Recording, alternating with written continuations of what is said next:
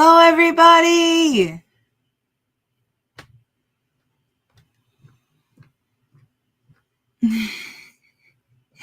Hello, C-Rex. Hello, Nana Laura. Hello, Chinny. Are you okay there, Bandit? Kitty sneezes are the cutest.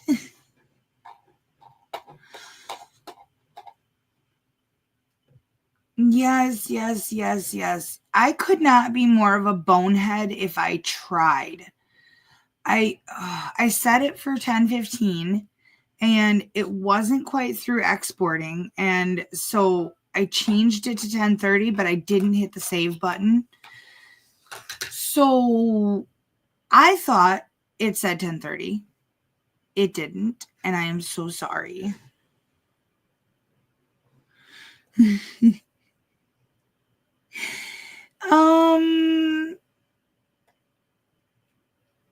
No.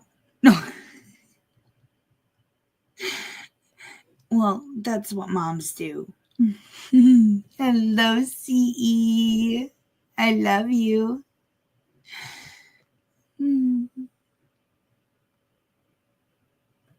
Oh, that's awful. What a terrible Valentine's Day present. Sorry. I hope you feel better soon, honey.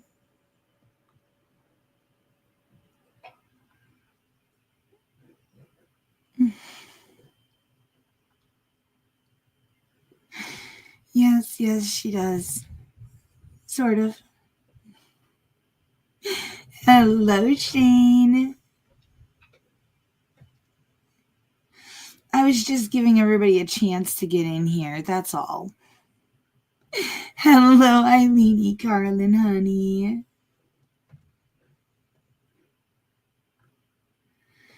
Yeah, I put a kitty bed right here, like literally right here, so that they'd stop overtaking my keyboard space.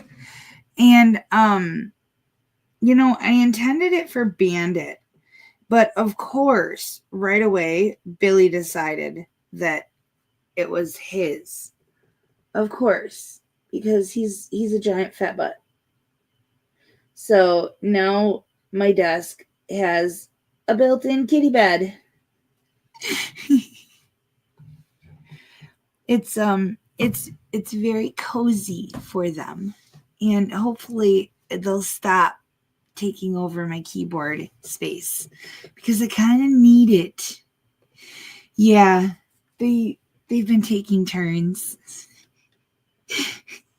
And the only problem with it is Bandit's not yet okay with the idea of getting into the bed all the way. So she's got her front paws in it, and then she just whips her tail back and forth in my face. So she'll get there. She'll get there where she's okay going into the bed. Chunky butt. I call Ava fat butt. She's been fat butt for over a year now. Well, so a guy used to stay with me before I started streaming. He moved out right as I started going live. So that was about a year ago. But so about a year and a half ago, he deemed Ava fat butt as a nickname, and it just kind of stuck. And now it's kind of Billy's nickname too.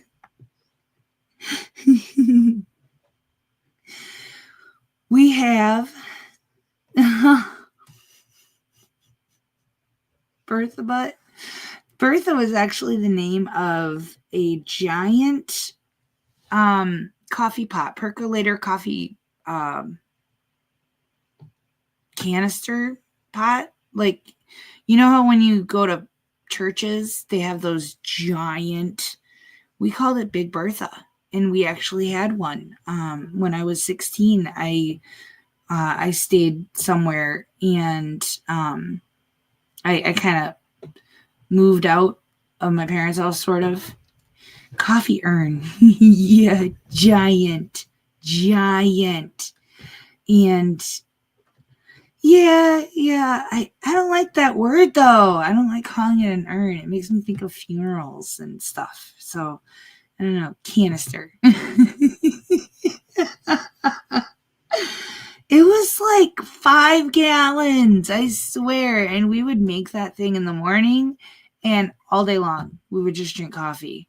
We lived on it. That's kind of probably where I got started. Yeah. Samovar? I've never heard of that. I have never heard of that term. I will have to look that up. I like that word. It's kind of like calling a couch a Davenport. Yeah, Big Bertha was she was massive. It was amazing. I loved it. It gave us coffee and it never, like, okay, you make coffee in the Mr. Coffee glass coffee pots and it gets burned flavored after a couple hours. Like it does not stay fresh tasting. That's why I like the Keurig, is it's always fresh. But with the glass coffee pots, like it tastes bad after a little while, I think. So with the Big Bertha, it never, like, you could keep coffee in that thing all day long and it was still good. Ooh, samovar, a highly decorated tea urn used in Russia. I like it. Yeah, I think I might adopt that word. Yeah, kind of like I use Davenport. I am not falling for that. But I love you that much.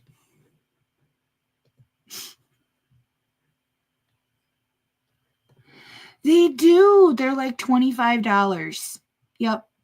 I know this because when my Keurig died, my last one, prior to me figuring out that I had insurance on it, I was panicking because I could not afford another Keurig. Those things are like $90 or more. And so I just went to Family Dollar and I paid $25 and I got a Bella coffee pot.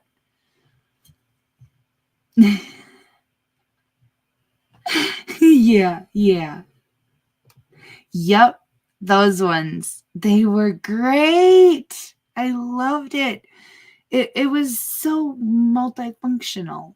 You know, you could use it all day long, but then if you had a big event, family get together, a funeral, anything, you had coffee all the time.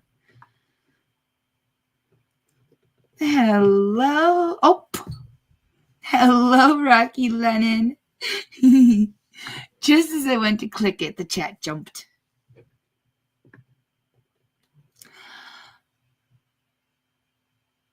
Really? I didn't see one of those. I sent it to Kendra for college, but I had this, you poured 8 ounces in the back of it and flipped it shut, and then made it only held 8 ounces of water at a time. It did not hold extra water, and it made 1 cup of coffee at a time. And so, yeah, it was real small. It was very portable. So I let her take it to college. Oh my gosh, punch bowls. I remember those. They all had the Fostoria pattern.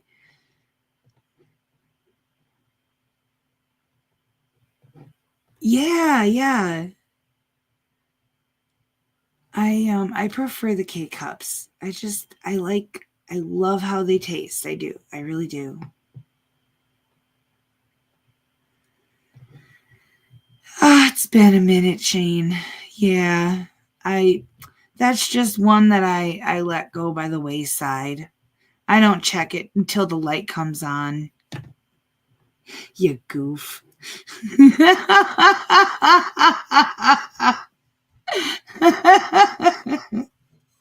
So we've got a long show tonight. We're going to start out with some jail people. It's actually what the dockets are called. And we have judge facts, and then we're going to go into an anti-vax dad. And yeah, he's done his research. We'll just say it that way.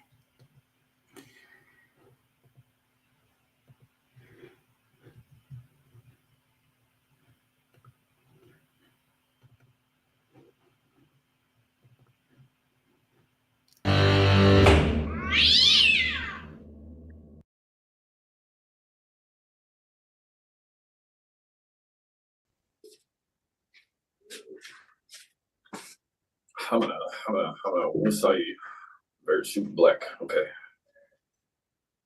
All right, sir, what is your name? Lundy. Brandon Lundy. Yeah, you can hear me? Yep. This is in the District Court of Ellis County, Kansas. This is case number 2025 CR 24. State of Kansas versus Brandon Lundy. Mr. Lundy, we're here for a first appearance hearing. Did you get a copy of the warrant that was served on you? Yeah, super arrested.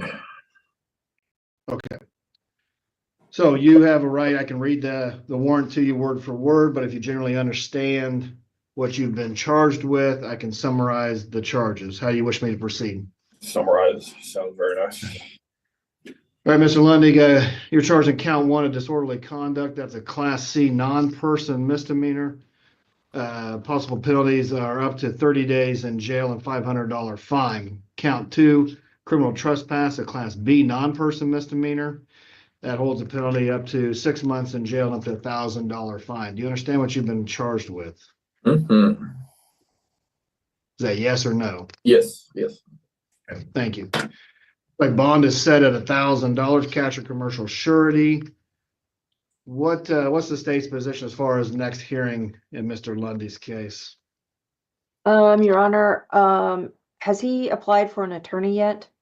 Yes. Mr. Lundy, have you applied? Yes, I have. And We that got the it, one? and I just sent it over back to the jail for him to fill out completely.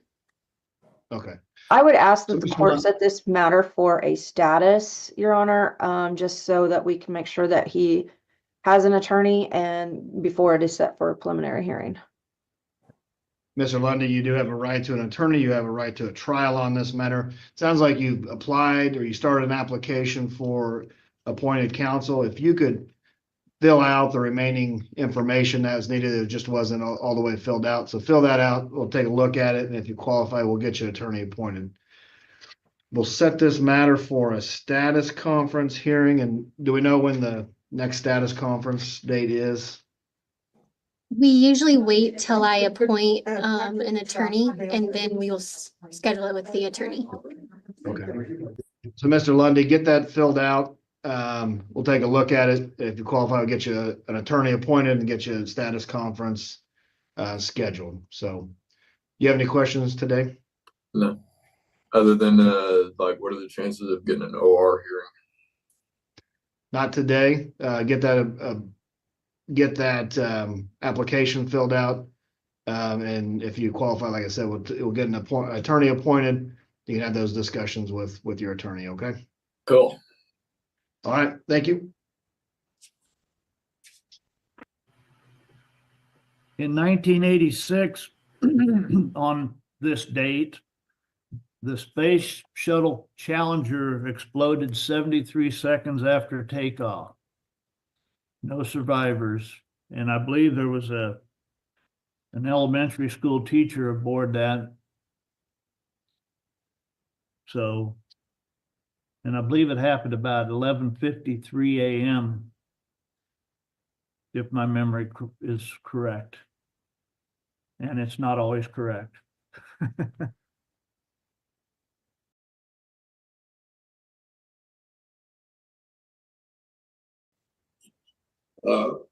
Good morning. Are you Morning. Mr. Salazar? Yes, I am.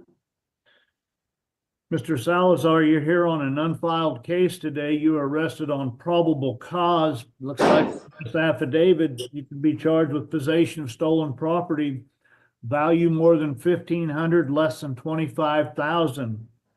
I'm here today to set your bond. Mr. Becker. Your Honor, the possession of a stolen property as alleged is a severity level 9 non-person felony. I would just ask that bond be set at 2,500 cash or commercial surety. Mr. Salazar, you've heard the request. Yes. Any thing you want to say about it without discussing your case? Will an attorney be called for me? Will an attorney be calling for you? Yes. Do you have an attorney? Well, yeah, that's after I place bond, right?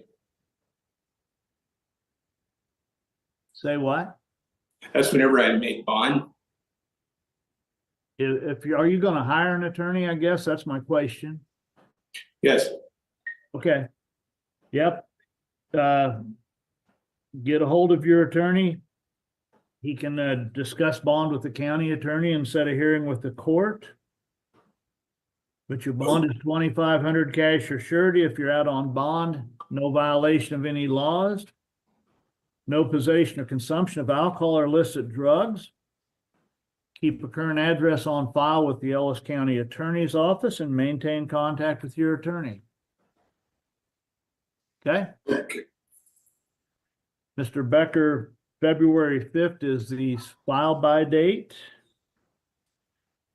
Mr. Salazar, if you're still in jail on February 5th and haven't been formally charged, unless the county attorney can show the court good cause, you'll be released from jail without having to post bond. Does not prevent them from filing charges at a later date. You understand that? Yes, Your Honor. And if you're out on bond, your next court appearance is April 8th at 8:30 a.m. Okay? Any questions?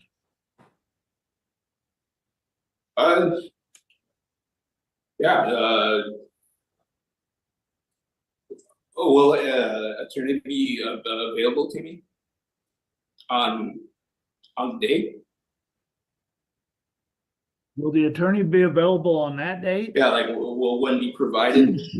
Well, if you're going to hire one, you're going to have to ask them if they're available on that date. If you're going to apply for one, we'll see if that works on their schedule. If it doesn't, we'll give you a different date, give them a different date to give you. But that's in the case of I have to go and do that. You have to hire one, you asking? Yeah, You can hypothetical. you can hire an attorney. You can apply for court-appointed attorney, or you can represent yourself, however you see fit.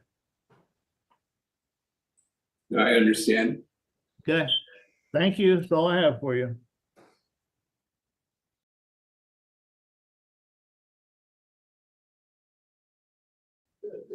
Are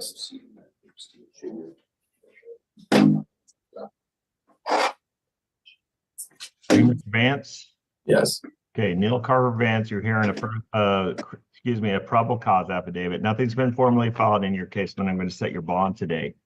It looks like you have a possible charge of domestic battery, possession of marijuana, and then use or possession of drug paraphernalia. And I'm going to ask the county attorney today what they recommend for bond.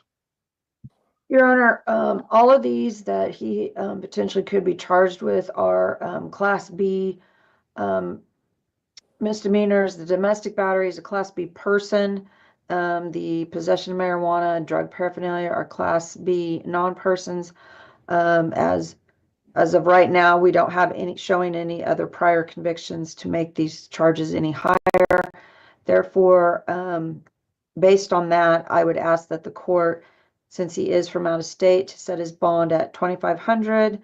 Put a no contact order put in place as a bond condition with the victim, Mary Horton, and then the normal conditions of no alcohol, no illegal drugs while out on bond. Can I say one thing? You may. So there was very little investigation when it came to that domestic battery. What happened in the Popeyes parking lot Hang on a was second. just, Hang on. You don't want to go into too many facts of the case. And the But- problem is it's not being litigated today. You know, you're not even represented by an attorney or advised by an attorney. but I have the right to advise. I have the right to at least defend myself. Sure. There was Today's not the day for that, but yeah, you sure have a right. You can So, say anything you want. how am I- Vance. So my question is, how am I able to get out sooner? Because all my IDs, my phone, my credit card, and my debit card is all with Mary Horton. So I have nothing to my name as of right now, and I have zero little help being able to make phone calls because my phone is still in her possession.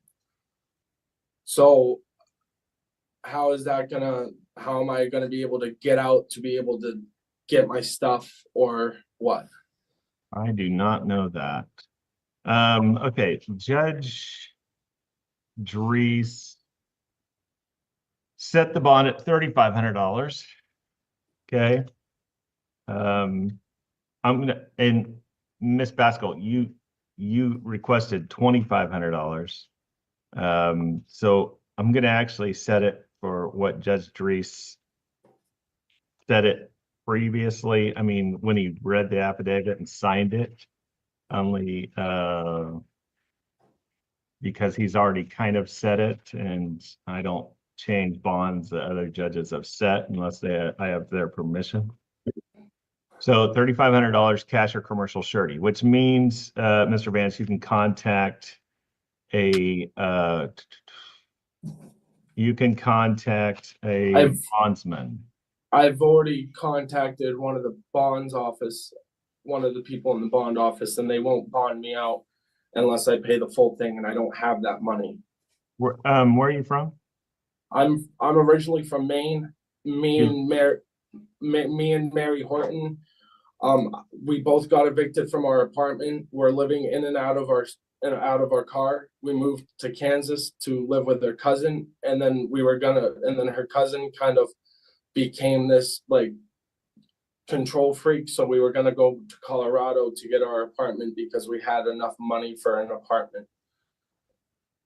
So we were passing through to go to Colorado to get an apartment. So I'm originally from Maine. I'm not even in I have nobody in Kansas. The closest person I know is 1,500 miles away. Okay, I am going to allow you to have contact with Miss Horton. It's highly unusual that on a domestic case that you have any contact with the alleged victim. I want to let you have contact with that person, okay? Thank you so much, because $3,500 cash or commercial surety, though, is your bond, all right? That's if you happen to bond out, make sure that you follow the other bond conditions. You don't possess or consume any illicit drugs or any alcohol. You can be randomly tested by any member of the law enforcement or any. I'm not allowed to. Hang on a second. You are not allowed to have any illicit drugs or any alcohol. And illicit drugs means any drugs that are illegal in Kansas. That means marijuana is illegal in Kansas. You can't possess or consume any illicit drugs or any alcohol. You can't possess or consume any marijuana. If you do, you're violating your bond conditions. You could be rearrested. Don't break any laws of the state of Kansas, and stay in contact with your attorney if you get one. That's all I have. When do charges need to be filed by, Judge? The third. Thank you, Mr. Vance. Yep. That's all, Your Honor. All right, thanks. Thank you. Deputy Clerk. On this day in 1957, there's a toy company by the name of Whammo, and they introduced the first Frisbee. There you go. All right. Have a great day.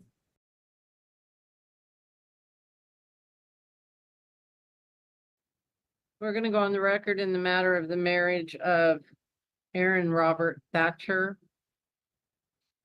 and Shauna K. Chartier. And I am going to warn you guys now that part of her testimony got cut off. Not because of anything I did, but because YouTube just does that sometimes. But I got 90% of it at least, and I even got the second hearing. So it's definitely still worth watching, and there's not a lot that's missing. It's Fillmore now. Fillmore, okay. Yes. It is a Greenwood County District Court case number 2015 DM 46. Would counsel please announce your appearances? Shauna Fillmore, petitioner appears by, or she's responding, excuse me, by and through counsel Shannon Cooper. Your Honor, Lucy Hess on behalf of Aaron Thatcher, petitioner in this matter. He appears appears in person via Zoom. Okay. So we have Marilyn McCoy. Is she a witness for someone? Yes, Your Honor, she is my witness. Okay, very good. So this is going to be the position of the court. Even though the respondent filed a motion to allow that, the court is going to find that it is the burden of the petitioner to prove that the meningitis vaccination is not in the child's best interest. The court's going to find that statutorily the state's authorized to delineate what vaccinations should be given to school-age children that attend public school, that there has to be an exception, that in this case, the custodial parents do not agree, but that the law has established that this is a vaccination that is should be required unless exempted. So I'm not going to find that it's presumptively necessarily in the child's best interest to have the vaccine. But I'm going to find that his objection to the vaccine is an exception at which he must prove that it's in the best interest of the child. So I'm going to have you start the case, Ms. Hesse, which works out well because it appears that you have a witness ready. Do you wish to make an opening statement? Your Honor, I will waive opening for the purposes of getting to evidence. Okay, very good. You may call your first witness. At this time, I call Marilee McCoy. Marilee, will you raise your right hand, please? You do solemnly swear the testimony you're about to give will be the truth, the whole truth, and nothing but the truth, so help you God. Thank you. You're going to need to turn on. There you go. Sorry. That's okay. All right, counsel, you may proceed. Ms. McCoy, could you please state your name for the court? Marilee McCoy. And Ms. McCoy, what do you do for a living? I'm the school nurse at USD 389 in Eureka. How long have you been the school nurse at USD 389 in Eureka? I'm in my 16th year. Are you, and when you say that you've been the nurse, is this solely for the school district or solely Yeah. for one particular school? No, I'm the district. I have two buildings. Okay, and those buildings are?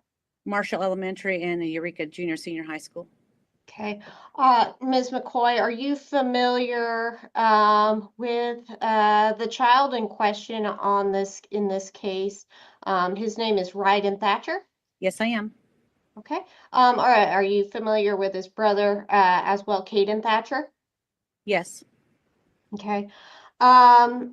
did you reach out to the Thatcher family during this school year to indicate that Wright and Thatcher would be unable to attend school this I sent 2024? I send out notices and I sent out Ms. notice. McCoy, I hate to interrupt you, Oh, sorry. but this is a Zoom record. I want to make sure that the record is clear. If you could wait till I finish my question, I'll wait till you finish your answer. That way we're not talking over each other. Yes. Okay, thanks. So, Ms. McCoy, you reached out to the Thatcher family this year to indicate that Wright and Thatcher would not be able to attend school for the 2024-2025 school year, correct? I guess yes. I mean, they get 3 notices, but after the 3rd notice, they do not attend school. Okay. Unless there's 2 exceptions. There is a religious exception and a medical exception. They're both exemptions the state allows. So let's talk about the religious exemption. Did that religious exemption is an exemption that the state allows, and that's pursuant to statute, correct? Yes. And is it fair to say that there are multiple students within the school district that may have exerted a religious exemption through their parents? I have some. I wouldn't say a lot, but I have some. Okay. So in order for those children to attend school under the religious exemption to the statute, those parents need to submit a signed waiver, signed statement to the school indicating that there is that they have a religious exemption and they wish for their child to attend school, correct? Correct. In Ryden's case, did one of Ryden's parents send in a religious exemption to the meningococcal vaccine? Yes, I received one on September 30th from Aaron Thatcher. Okay. I am going to show you what has been marked as Exhibit 1 and Exhibit 2. Please let me know if you can't see the screen. Can you see my screen here, Ms. McCoy? Yes.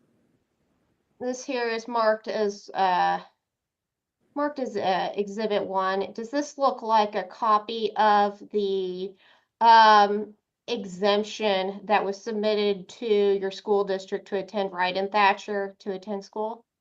Yes. And Exhibit 2 here, is this a copy of the document that was submitted to allow Kaylin, Ryden's brother, to attend school? Actually, sister, but yes. Sister, I'm sorry. Which she did not need any. She did not need any, but it was submitted for this school year as well. Yes. And these exemptions are required for every school year, correct? No. Religious exemption is good for the duration they're at our building. Medical exemption is just yearly. Okay. So this exemption would stand as long as Mr. Thatcher objected to the inoculations based on his religious belief, or he withdrew it. I'm assuming if he is the custodial parent, yes. Okay. I think that's the dilemma. I do believe. Okay, I'm sorry. Okay, so at this time, I move to admit Exhibits 1 and 2. Show me 2. One is for Ryden, and the second is for Kaylin. okay. Now, Kaylin's not required yet because she's not of the age in which they require this vaccination yet, but she will be, correct? When she goes into 7th grade. Yeah. I mean, I'm not sure the relevance of hers. I don't think, I mean, unless it's by consent, I didn't know that we were litigating vaccination for her. This whole motion issue, objection, thus far to my knowledge, has been with regard to Ryden, who's the only one that is of age that it's required by state law or administrative regulation for him to be vaccinated. So I'm going to admit State's Exhibit 1, but I'm not going to admit State's Exhibit 2. And Judge, we're petitioner. Or I'm sorry, yes. That's okay. petition It's 1. Monday morning. All right. So, with Ms. McCoy, when you receive copies of these,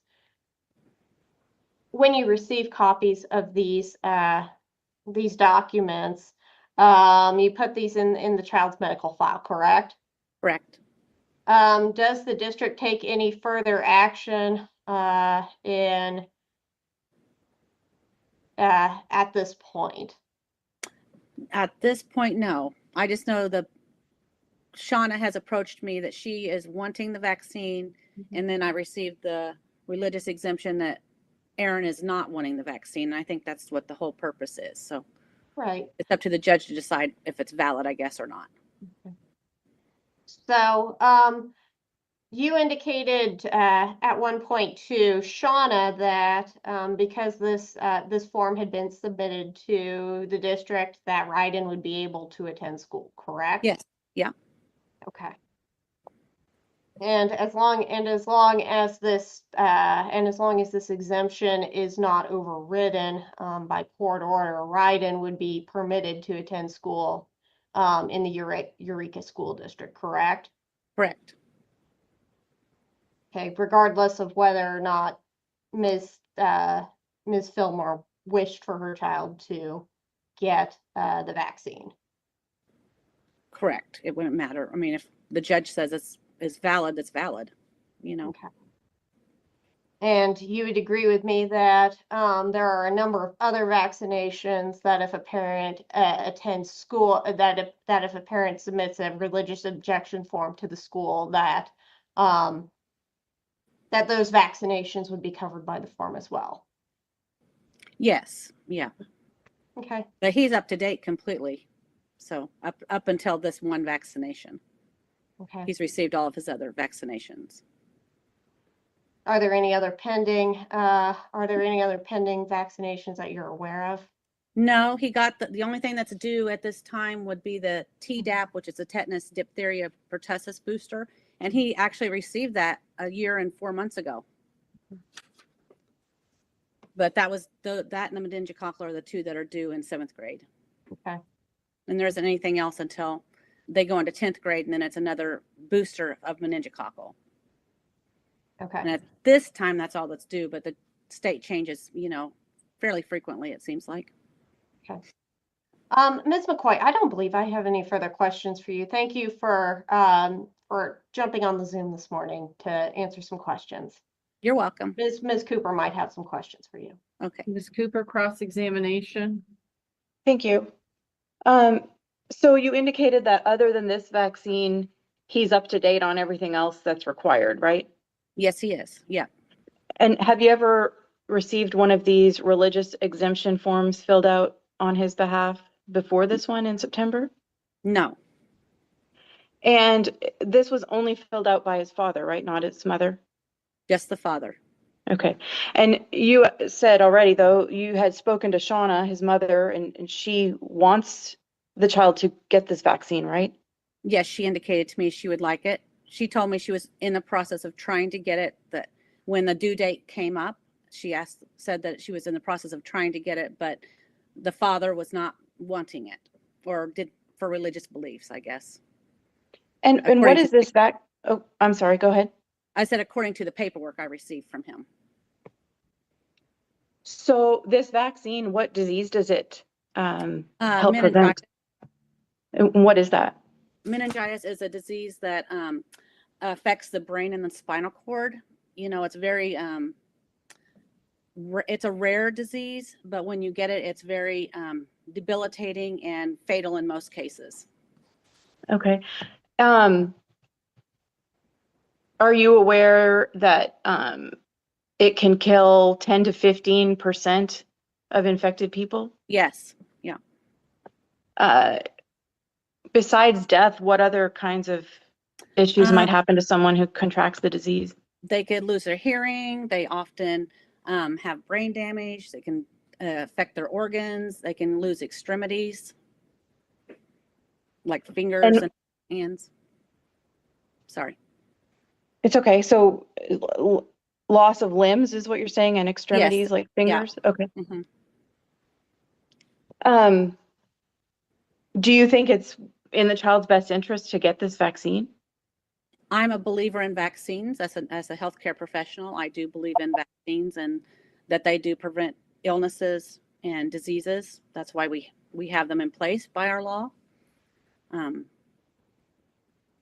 So I guess I do. I mean, yes.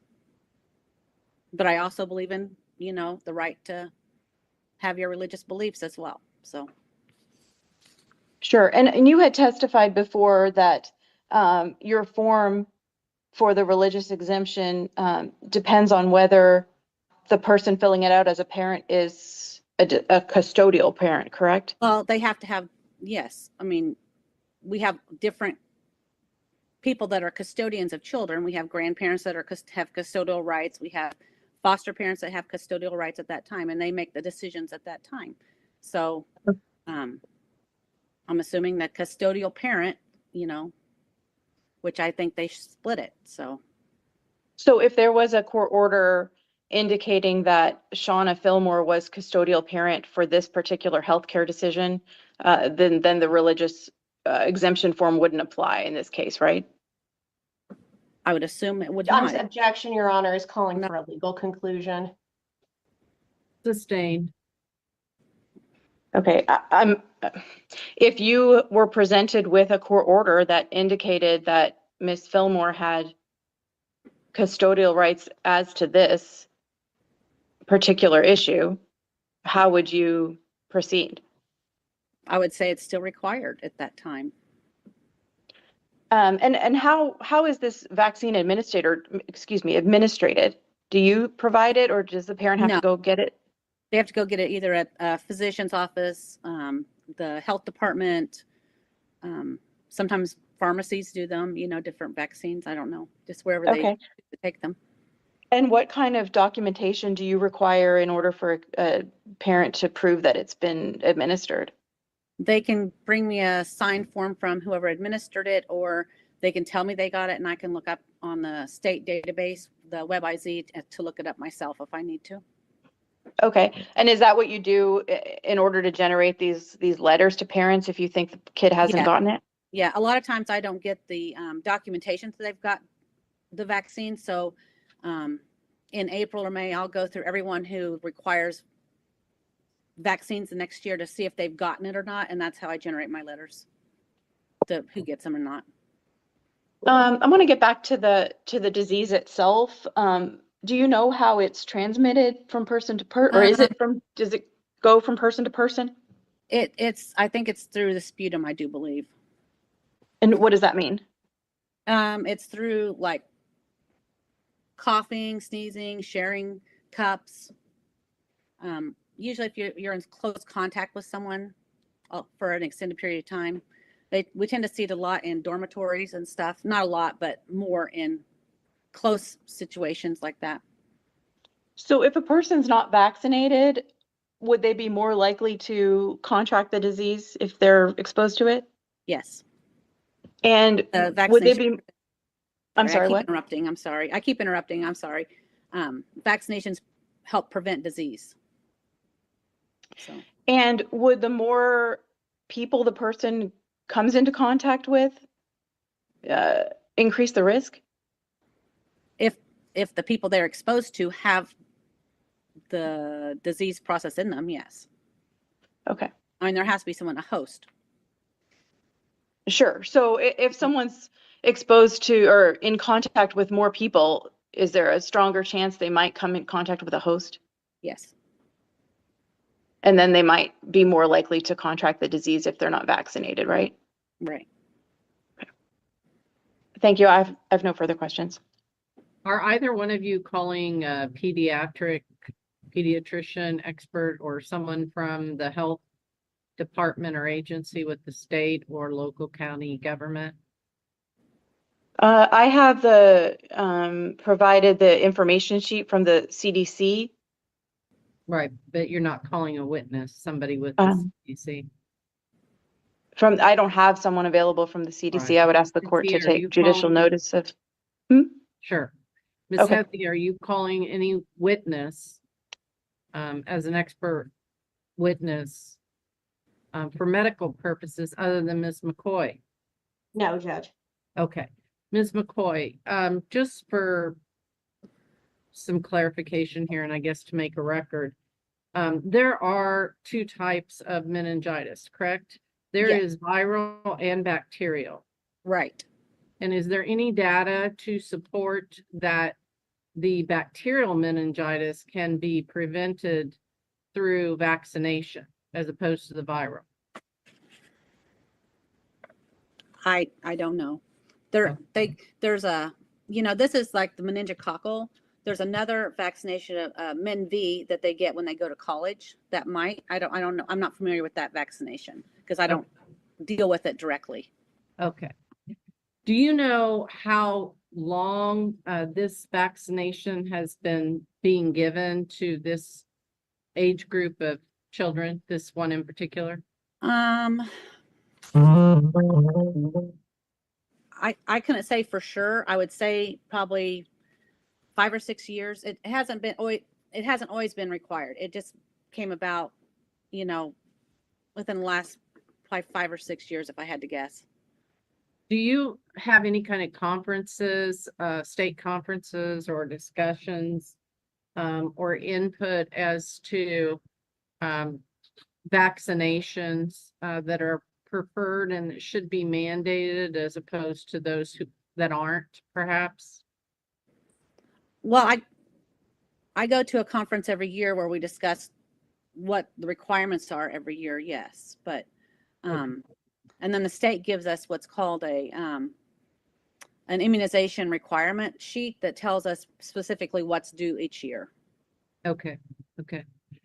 Is this particular vaccination intended to achieve herd immunity, or do you know? I would assume a herd immunity because all the kids started getting it, so that would be herd immunity. Okay. Have you had any particular kids that you're aware of in your district who's contracted No. meningitis? No. Okay.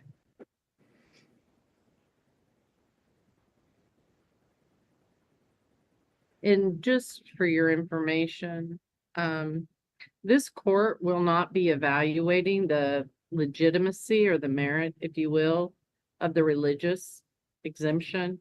In other words, the court's not going to determine whether he truly has those beliefs or what they are or whether they're with any particular denomination. This court is not evaluating the merits or not of his religious objection.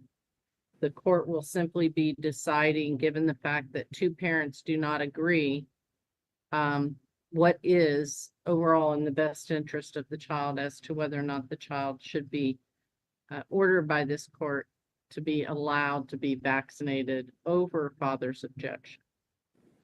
So, perfect. Thank you for your time. Counsel, do you have any further questions of this witness?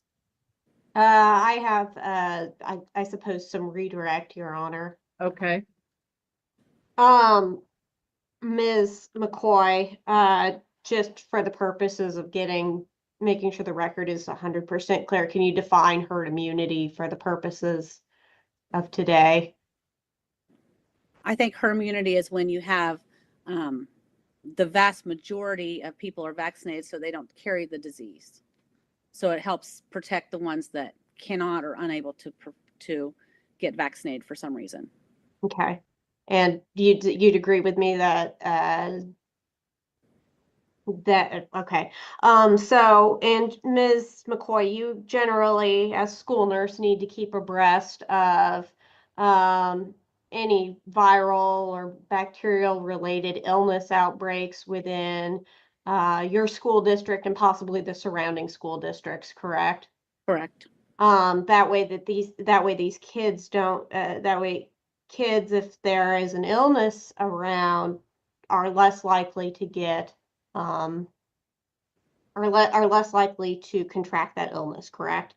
Correct. And you'd mentioned earlier that you were not aware that there were any kids in the school district that had contracted either bacterial or viral meningitis. Yes, not that I know of. And would you say that there haven't been any kids that have contracted either of these meningitis strains within the past several years? I would agree. Okay, within the Has- last decade. And just to clarify again, within the last decade? Not that I'm aware of. Okay. So you would agree with me, that the risk at this point of any given student within the school district, their risk for contracting viral or bacterial meningitis would be low. I would assume, it is a rare disease, so it is low.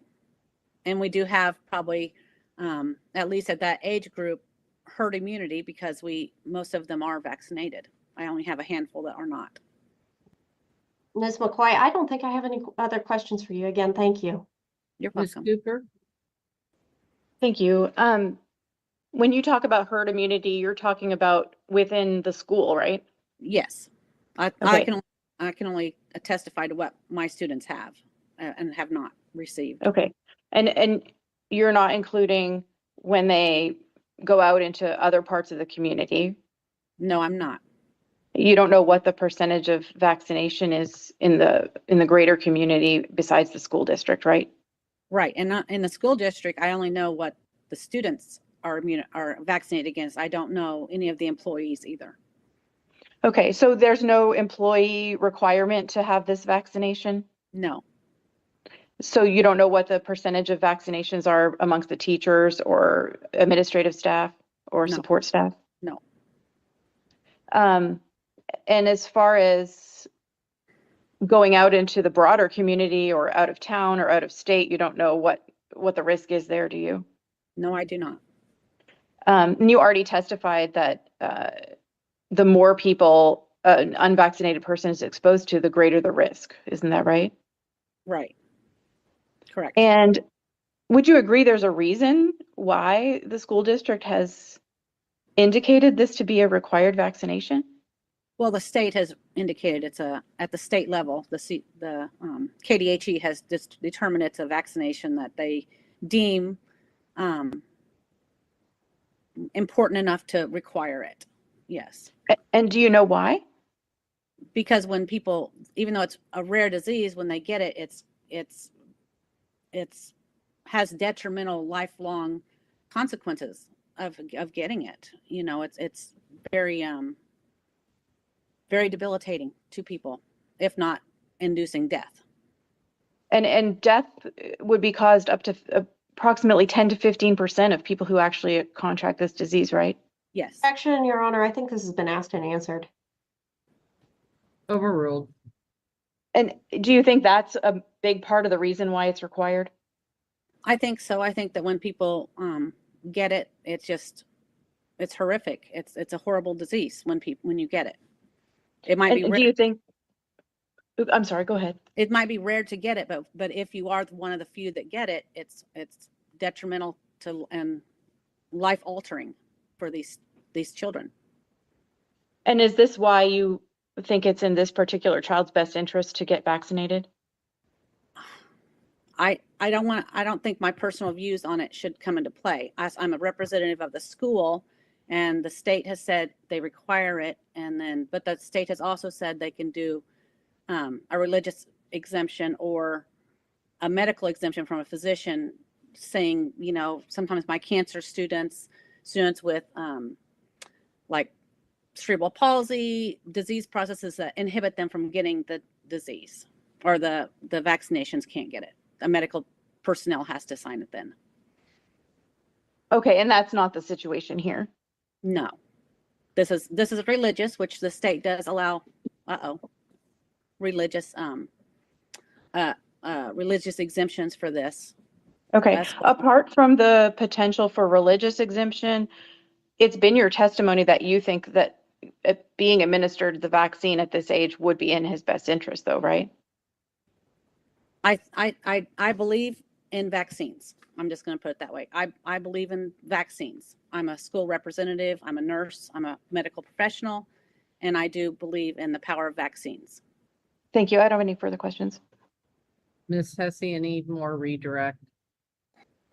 Ms. McCoy, you also acknowledge that as a representative of the school and the school district, that if you get one of these forms, the school's mandated to allow the student to attend as long as there's not an active outbreak, correct? Of course. All If right. there was an outbreak, we would exclude at that time. Okay. All right. Thank you. You're welcome. Thank you for your time. You're free to go. Thank you. Okay, Ms. Hesse, you may call your next witness. At this time, I call Mr. Aaron Thatcher. Mr. Thatcher, raise your right hand, please. You do solemnly swear the testimony you're about to give will be the truth, the whole truth, and nothing but the truth, so help you God. All right. You'll need to turn your audio on, please. It's still showing that it's off, Aaron. There you go. All right, Ms. Hesse, Morning. you may proceed. Good morning. All right, Mr. Thatcher, you are the father of Ryden Thatcher, correct? Correct. Okay.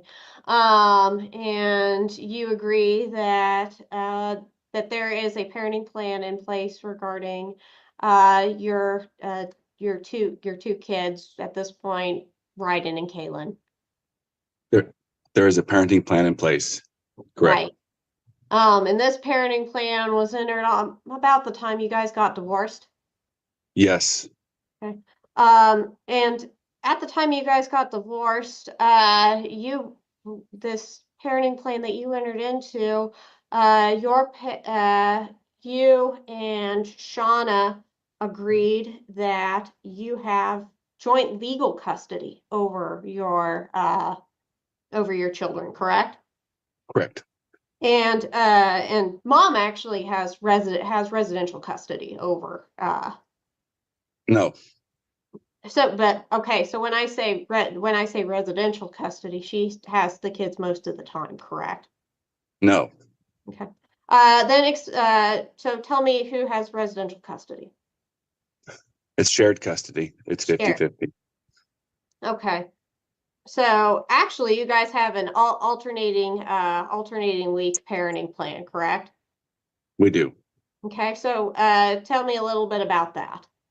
We have set days. The kids go to Shauna's house Monday, Tuesday. They come to my house Wednesday, Thursday, and we alternate every weekend. So largely, 50-50, as 50-50. most people would call that. So you're not asking the court to change anything regarding parenting time, correct? No. Okay. And when we talk about joint legal custody, to your understanding, this includes vaccinations, correct? Yes. So that would mean that you two have to consult each other regarding whether your children receive for example, in regards to medical decision-making, vaccinations, right? Yes. Okay. And that you both have to consent to whether a child could or could not be vaccinated. Yes. Okay. Do you recall in this parenting plan, did either of you outline a means of resolving disputes regarding vaccination, such as mediation or domestic conciliation? We did not. Okay, so your understanding was that you had to come to court for a judge to decide whether or not a child should be vaccinated, correct? I didn't have an understanding. I thought we would be able to talk and collaborate and come up with a decision. I didn't expect to have it on this particular matter, a judge involved. And that's normal for parents who enter into parenting plans, that generally parents would be able to cooperate, and what we have courts for. So at this point, we are talking about Caden's Ryden's ability to get vaccinated. Your dispute is that you don't believe Ryden should be able to get vaccinated. Is that correct? Correct. And why is that? Because it's against my religious beliefs, Okay. as the form submitted said so. Did you attempt ever to resolve this dispute with Miss Fillmore? For several months. Okay. And so did you relay to her your objections? I did. Okay. And so she was aware of your religious objection to getting the meningitis vaccine, right? Yes, of course. Okay. In the past, have you two been able, has she ever objected to anything on religious grounds that you've honored in the past?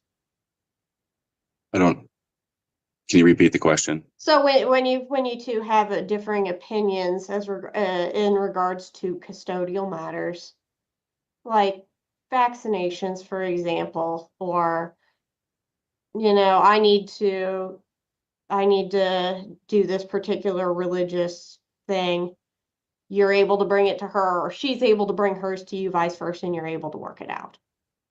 I think for the most part, we get through our concerns and our arguments. Sometimes we aren't able to, and this one ended up in court. In the past, have you noted an objection to vaccination based on religion, and Shauna has agreed with you? Yes. So tell me about that, please. Well, this is, my objection to the vaccination is it's not a new subject. I would say it's a few years that we are taking this direction, and there has not been, there's been times where she's not given the vaccinations based on my beliefs. She was not, yes, there's been times before where she's been there, and I didn't want them to have them, and she did not get them. For the kids? For the kids. Okay. Mr. Thatcher, you're talking about vaccinations like COVID or things that perhaps weren't FDA approved and were not mandated by the state, correct? I'm not sure. I've been a no vaccine for the last few years. Sheldon went through the vaccine a few years ago. When he got his second booster, he didn't, I didn't want him. He didn't want it. He didn't get it. His mom knew about that. There's been other vaccinations that come up. Okay. So when the Said school something. nurse says that Ryden is up to date on all of his vaccinations other than this one, are you disagreeing? Are there other vaccinations that were required by the state that Shauna agreed to just defer to your religious exemption? Without knowing exactly the dates and times of the vaccinations, I don't know. Shauna and I both were, when we had the children and growing up, we weren't very, we were low income and we were on state insurance, and it was what we did to do with the kids. So all the kids growing up got their vaccinations. I'm not sure when the last time their vaccination was, Ryden's vaccination was on that card. And if it was previous to my new faith. So that could be the case. The vaccinations are up to date because it was before my new faith. And at that time, I didn't have any idea about what vaccinations were. I was just getting them because the doctor told me to. Okay. Go ahead, Miss Essie. Okay. So let's cycle back. What particular vaccinations has Ms. Fillmore deferred to you on? I am not sure right now, guys. I'm not quite sure. Okay. I do know that we've had discussions, and there's messages back and forth, and we've had talks back and forth, and I've been on the phone with her at the doctor, and she has deferred that one. No, we're not deferred. We've had conversation about it, and the kids will either did not get up their vaccinations. Most recently, it's just don't know about everything. There's so much to learn. There's so much to know. I don't. Okay. I mean, so COVID and flu were given as examples. And those are generally given on an annual basis. Do you know if that was deferred to you? To your objection? No, it was not deferred to my objection. I let her know about my opinion on it when they were coming out. My beliefs on it, my opinion, my beliefs on it when they came out. I think maybe there's some record of that conversation. Okay. Shauna did not get the COVID vaccine, nor does she get the flu vaccines. Okay. To your knowledge, have either of the kids gotten the flu or COVID vaccines? No. I personally don't get the COVID or the flu vaccines because of interaction with certain medications that I have that specifically say not to get vaccines while on it unless they're specifically approved. But I am very pro all of the vaccines that have been around for decades, like the polio vaccine, MMR, the DPT. I mean, the vaccines are absolutely essential, in my opinion, to having healthy children. And the reason why the instances of infection are as low as they are is because people got the vaccines and get the vaccines in very high numbers. Outbreaks are occurring now because of mentalities like his. Okay. Do you know whether Ryden has received any of those annual vaccinations this year?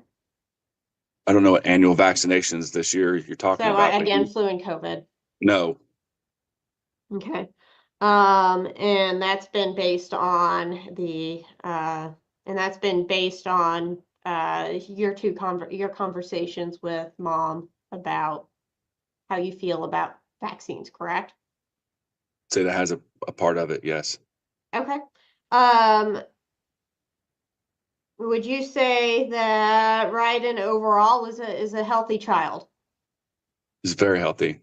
Okay. Never had any, no cancer. No, he rarely even gets stomach aches, headaches. He rarely even gets sick. Okay. He's a very healthy kid. Okay. No Nothing that, cancer. nothing that, nothing that would suppress his immune system that would make it more likely that he would get an illness, if he were exposed to it. No. Okay. Um, No, he was breastfed until I think he was 18 months old. okay. Is it part of your religious practice to include your children as part of your own religious practices? Oh, most definitely. Okay. So you've shared with your children your views on whether or not on vaccinations and whether or not you believe they should be vaccinated or not. At the elementary level, I've shared with them, yes. Okay. And you are so he has some idea of why. So he has some idea of why he hasn't received a vaccine. Yes, he should know from what dad feels about it, to a point of the basics of it. Okay. Have you done any research yourself regarding the risk of contracting meningitis? Yeah, Mrs. Cooper submitted in her memorandum about the how many people get it and die a year. So it's, and then 10% of those who get it die from it. So that's 3,000 people that get it per year in the United States, and that's on the high end. And 300 of those people die every year. And so the percentage of getting meningitis is 0.008%. Maybe because people get vaccinated. And the percentage of dying from it is 0.00008%. That's based on 334 million or 334.9 million people in the United States and 3,000 people getting meningitis every year, and 10% of those dying from it every year. Do you keep up with, have you kept abreast of, let me think about how I want to phrase this. Have you kept abreast of any illness outbreaks in your particular community, school district, that sort of thing, state of Kansas? What was the first part of the question? Have you kept abreast of the I don't know what abreast means. I'm sorry. Do you try to keep yourself aware of any illness outbreaks within your school district? Oh, well, we have posts all over. I follow several posts on town, and we keep an eye out for it. But there's really just not any more than the normal person would do. I guess if you heard about something, you would pay attention. When everybody's sick and coughing and headaches and stomach aches, you talk about it because that's what's going on and that's what everybody has. So I can forgive him for not knowing what the word abreast means. But if you're not able to surmise the meaning of it based on the context of the question, then maybe you don't have the mental fortitude to be making decisions that require a 12-year college degree. Well, okay, 8-year, and then, yearly updated courses and stuff. Maybe that's out of your wheelhouse. And you talk about it, and do you take any particular precautions to try and avoid getting that illness? Just No vaccinations. No. I wash my hands more, I guess. I don't know about precautions. If our kids are sick, we keep them home from school. No question. If I'm sick, I stay home. And we do just general nutritional type stuff to, we have, supplements and, stuff that we eat to help with that, but we don't take medicines a whole lot here. Okay. Are you aware, have you been aware of any meningitis outbreaks in your community?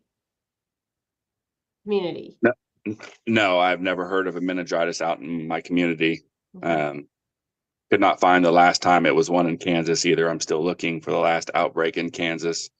I had a hit of like in 2016, but I'm still looking. Okay. Does Ryden participate in any extracurricular activities that take him beyond the, I guess, immediate Eureka and Greenwood County communities? Yes, we go to Wichita and other towns to motocross races, outdoor motocross races. So everybody has their own camper, everybody has their own bathroom, everybody has their own thing going on, but we do travel around a little bit in Kansas. Sorry.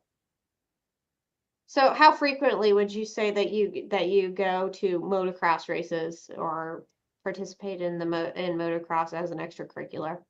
Let's say 20 to 25 weekends a year. How big are these events? In his class, he usually has about 8 to 12 on the starting gate. When you say on the starting gate, these are the kids that participate in the races? In his class, yes. Okay, when you say class, sorry, I'm not familiar with motocross, so when you say class, what do you mean? What do you mean how big? How many kids participate? How many kids participate? Well, it's In his class. When you say class, what do you mean? his age group and bike size, his age group, so 12 to 15-year-olds, there's about 8 or 9 of them in that class. Okay. And you see these same 8 or 9 kids in every event? Yeah, it's a series most generally. There's a few races and a few things that we go to outside of that series. But yes, it'll be the same kids. Okay. And how many people would you estimate attend the overall event? Because sorry, you'd say that there are a couple different age classes within each motocross event, right? Yes. Okay. Yeah, I would say Go ahead. there's probably total between mom and dad, all the little brothers and sisters, and I wouldn't say there's over 200 total people, maybe at a given weekend. Okay. But it's more or less the same 200 people? Yes. Okay. Yes, it's similar to the rodeo circuit. You have the same people that you travel around and go to different towns every weekend. Mm-hmm. Okay. And so he also participates in rodeo, correct? No, not really. He Okay. goes to events with his mom. His little sister participates in them. Okay. So that's more Caden's thing. Yes, it's Kaylin. Sorry. How often would you say he goes to rodeo events? Ryden? Yeah.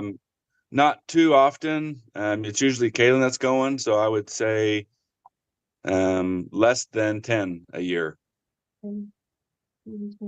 As it's usually Kaylin's got a rodeo and then Ryden's got a dirt bike race, and so we kind of flop the schedule around because Kaylin likes to do the rodeo and that's what her mom does, and Ryden likes to do the dirt bike and that's what dad does, so we kind of work with each other on our weekends. If she's going to a long rodeo, and he's not going to go, or I'm going to go to a dirt bike race and she has a rodeo going on. Does that make sense?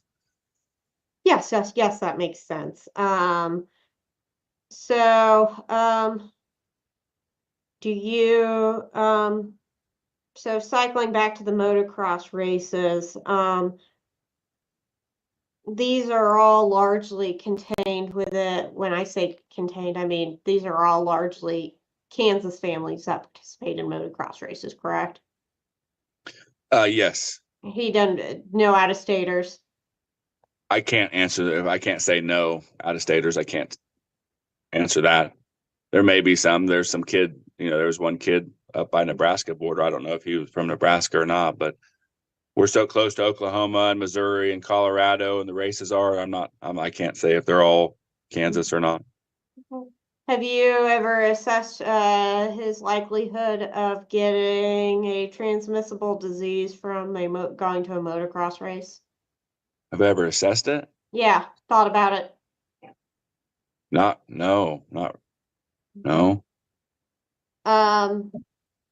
You did mention that there are that families have their own campers, right? That when they go to these races.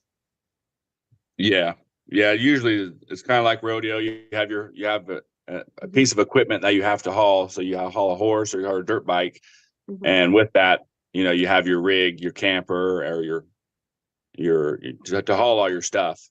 Some people just show up with trailers on the back of their truck, and you see that a lot too. But most people have their own rig, with their own trailer. Okay. So I mean, people will so I mean, while it's a social event, people are not on top of each other, so to say. Yeah, pretty much. Okay. I mean, there's usually not a line at the bathroom if there's a porta potty, that sort of thing. Okay. Are there any other extracurricular activities that Ryden participates in? That he participates in on a regular basis. Well, the motocross is the most consistent year round. We have seasonal. He did wrestling this past year and liked it, so we could possibly do wrestling. This next year, he does. So that's a possibility. It's not. He's not participating in wrestling right now. I'm not. It's up to him. Okay. Any other events that he does on a regular basis? Boy Scouts, camping, that sort of thing. No, just goes to school. He does FCA on Friday mornings. But no. Anything else? And that's when he's at your house, right? Generally. Okay. Yes. Do you believe that Ryden's overall risk for contracting meningitis is low? Very low. And why is that? Well, it could be statistically they're low. They're less than 0.008% chance of getting it. Outside of that, we don't do. We live in a small rural America town. We don't. Our lifestyle isn't necessarily going to large cities and touristing and being around that sort of thing. Ryden, he's a healthy kid. He's a really healthy kid. No, I don't know how else to answer that. Okay. We're homebodies. We have chickens and milk goats and horses and so we're homebodies a lot. So we don't travel and tourist a lot. Okay. Is it your understanding that because you have submitted your objection to the school, that short of a court order, Ryden would be able to attend school without getting that meningitis vaccine. Correct, yes, Okay. Is it your understanding that Ryden would be able to continue his regular extracurricular activities without getting the meningitis vaccine? definitely. Is it your understanding that if there were a meningitis outbreak in the school or in the area, that Ryden would need to stay home from school? Quarantined, yes. Quarantined, yes. And do you believe that you could keep up with making sure that he could get educated if there were a meningitis outbreak? Most definitely, yes. Okay. And why's that? Why, could I keep up with the, Yeah. You and Shauna. well, because there's different avenues in today's times for getting educated. You don't have to necessarily be in a building that requires you to have the vaccinations in the first place, but they have online programs that are proven to be actually even better for some type of kids, a lot of type of kids. So we have fast internet speed at home. Shauna has fast internet speed at her house. And Ryden is an excellent student. He's very smart and he gets things. And so I wouldn't have any hesitation to be able to continue his education if there was a meningitis outbreak. Did Ryden do Zoom school during the COVID pandemic? He did. Okay. Any concerns with him failing any classes during that time? Oh no. Has Ryden lost any substantial benefit to his life because he has not been able to get the meningitis vaccine, in your opinion? No. Okay. Do you believe that your right to raise your Ryden in accordance with the principles of your religion is impeded on if Ryden is mandated to receive the vaccine? Yes. Yes. Okay. And why do you say that? Well, because as someone who holds a deep reverence for the Torah and its teachings, I believe it's essential to approach every decision, particularly those related to our health, through the lens of my faith. You know, the Torah emphasizes the sanctity of life and importance of preserving our bodies. The Torah emphasized the sanctity of life and the importance of preserving our bodies. You know, it offers guidance about the balance between protecting oneself and adhering to the laws and principles that govern our lives.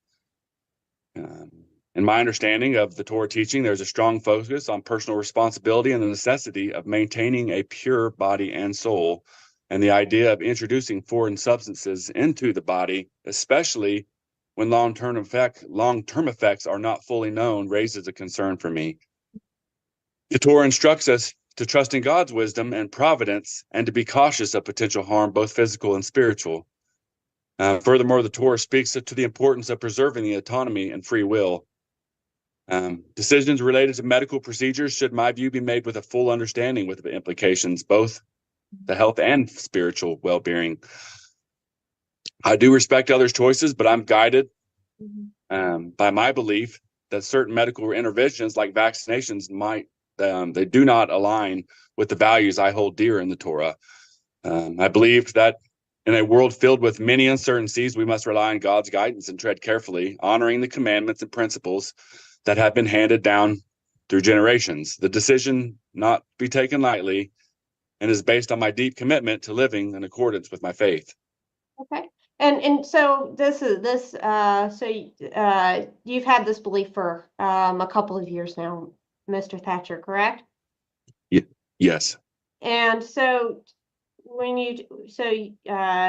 you mentioned, so when I heard your answer, it sounds like you've weighed the potential benefits and costs of getting the meningitis vaccine, and you believe that it is that the risk overall of contracting meningitis is low, correct? Yes, And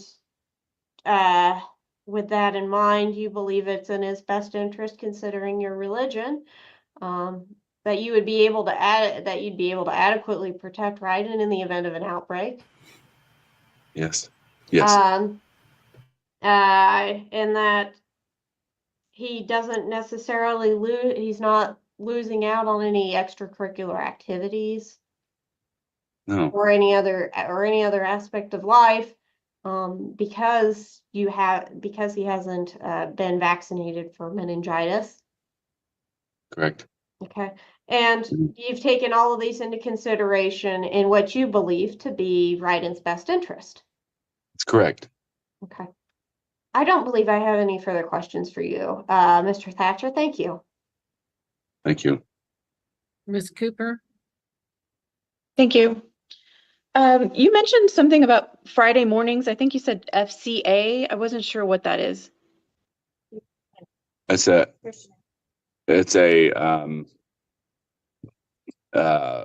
group that the boys go to on Saturday mornings or Friday mornings before school. What is it? It's a group that the boys go to on Friday mornings at 7:30. Okay, what do they do? Fellowship of Christian. They eat breakfast and sing like praise songs and have a Bible study. Okay, what does FCA stand for? Fellowship of Christian Athletes. Okay, and is it held at the school? Yes. Okay. You mentioned the motocross events being throughout the state of Kansas. You mentioned Wichita. Do you travel to Wichita frequently for those? I think I don't know. Wichita doesn't have a track.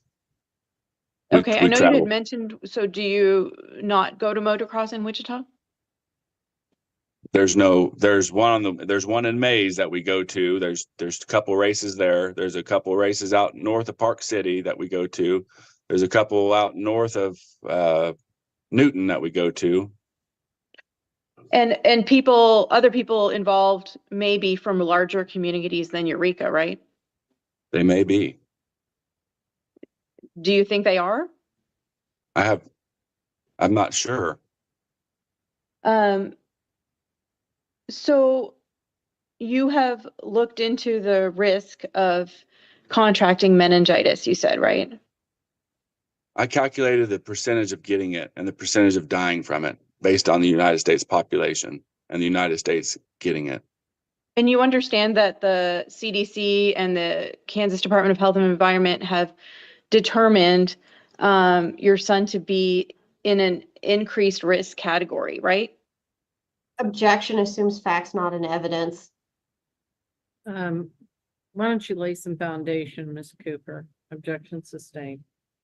You understand that the school department through the state of Kansas has mandated that kids his age are required to get this vaccine, right?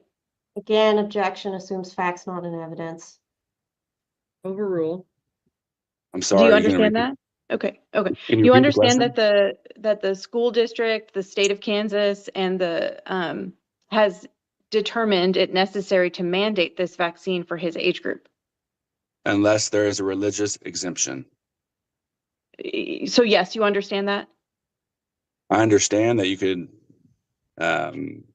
you are not required to get the vaccination.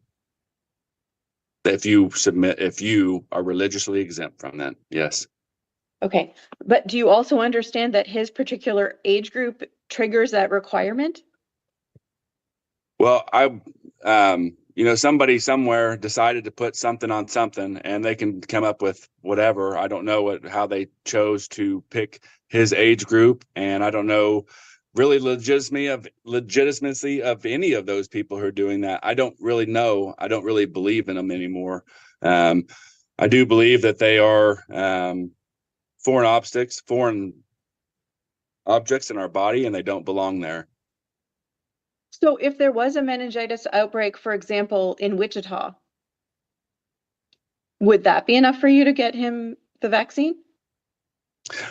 No, it would be enough for me to isolate him until the outbreak would be over. And you understand that 10 to 15 people who contract this disease die from it? 10 to what? 10 to 15%? Yeah, that's 300 people. That's a 0.00008% chance of dying from it. Yes, I do. I did look at that. And you understand that it's 10 to 15% of people who contract it who die? 0.008%. Yeah, so there's a 0.008% chance of contracting it. There's a 0.0, so you move 2 decimal places over because 10% of them die from 3,000. And so now you have 0.00008% chance to die from it. Yeah, Okay, 10% of 3,000 people. So 300 people out of 334.9 million people die from it. Yes, I understand that. right, and you understand it's 10 to 15%, right? I don't understand what you're saying, Mrs. Cooper. So you're saying 300 out of 3,000. That's 10, right? 10%. Right. So 15% would be 450 out of 3,000. Is that not right? Oh, okay. You're going to 400? Okay, so I'm sorry. It's 450 people that I'm sorry. I don't know what you cited. I'm just citing Google search and the CDC and all those that come up. And I'm just really saying they say from 1,400 to 3,000 people get it per year, and 200 to 300 people die from it per year. And so I went on the very high end of how many could die from it. I went the very high end of who's going to contract it. And so Okay. I'm not sure. I'm And not then- sure if you can kind of tell me what's going on here. I might be able to help you out a little bit more. I was just asking you simply if you understand that 10 to 15% of people who get it die. He doesn't understand how percentages work, because what he did was he took the number of 300, and then even though that was, the 10% number, then he said, okay, well, I'm going to take that 300 and I'm going to put it against, the 300,000 people in, whatever land he lives in, fantasy world that he's at, and then make that a new percentage. I've met pet rocks that were more intelligent than this guy. I said that from the very beginning. I understand that. Yes. Thank you. And of the people who don't die, do you understand that, so the people who actually survive this, do you understand that 10 to 20 out of % of those people suffer severe disabilities? They do. You understand they would be subject to hearing loss? There's a lot of things that they may be subject to. Yes. Okay, do you understand hearing loss? Yes, okay. Brain damage? Do you understand they would suffer 10 to 20% of the people who survive would suffer brain damage? Okay. Is that yes? You're telling me right now. I'm So, asking yes, you okay. if you understand that. Yes, I understand that. Okay, do you I understand? guess I don't know. Understand is a word from I'm not, maybe it doesn't mean the same thing to you as it does to me. Understand is a relative word. There are people who there are people who get these things. There are people who get brain damage. There are people that I understand that does happen. I don't know about the brain damage. I don't know about the all the details of them. So I'm trying to answer your question. Okay. Are you aware that 10 to 20% of people who survive this suffer loss of limbs? Yes. Are you aware that 10 to 20% of people who survive this suffer kidney damage? Yes. Are you aware that 10 to 20% of people who survive this suffer nervous system problems. Can you tell me how many 10 to 20% people you're talking about? Can you put an actual number on what that means? I Mr. don't know, you're Thatcher, saying 10 or just ask, 20%. it's very simple, just answer questions. She is trying to establish through you that you understand the risk.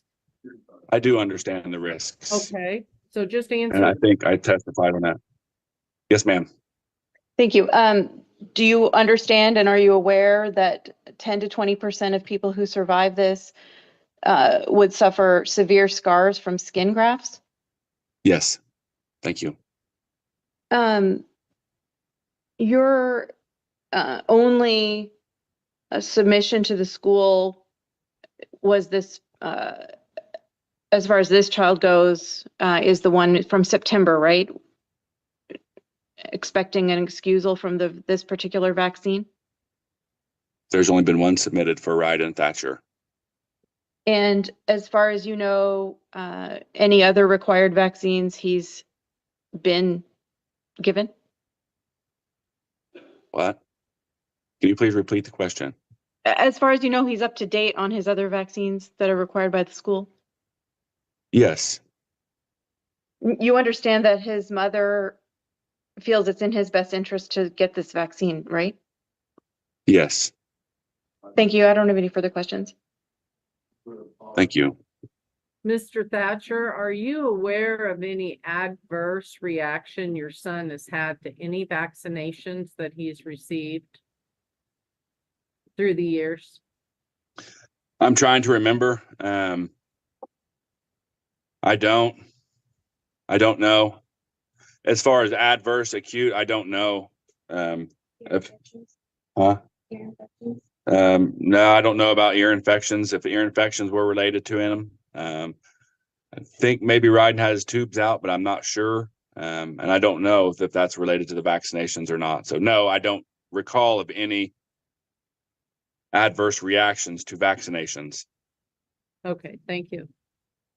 Ms. Hesse, redirect. Mr. Thatcher, I'm just going to forewarn you at this point.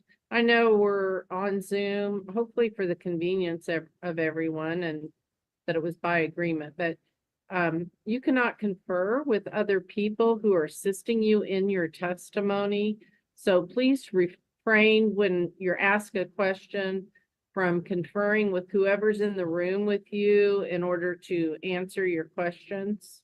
I'm not conferring with anybody in my room. Okay, well, I'm hearing someone in the background whispering, telling you things as you're being asked questions. And as the judge, I'm asking that you testify as to your own knowledge and that person refrain from trying to feed you information as you're testifying.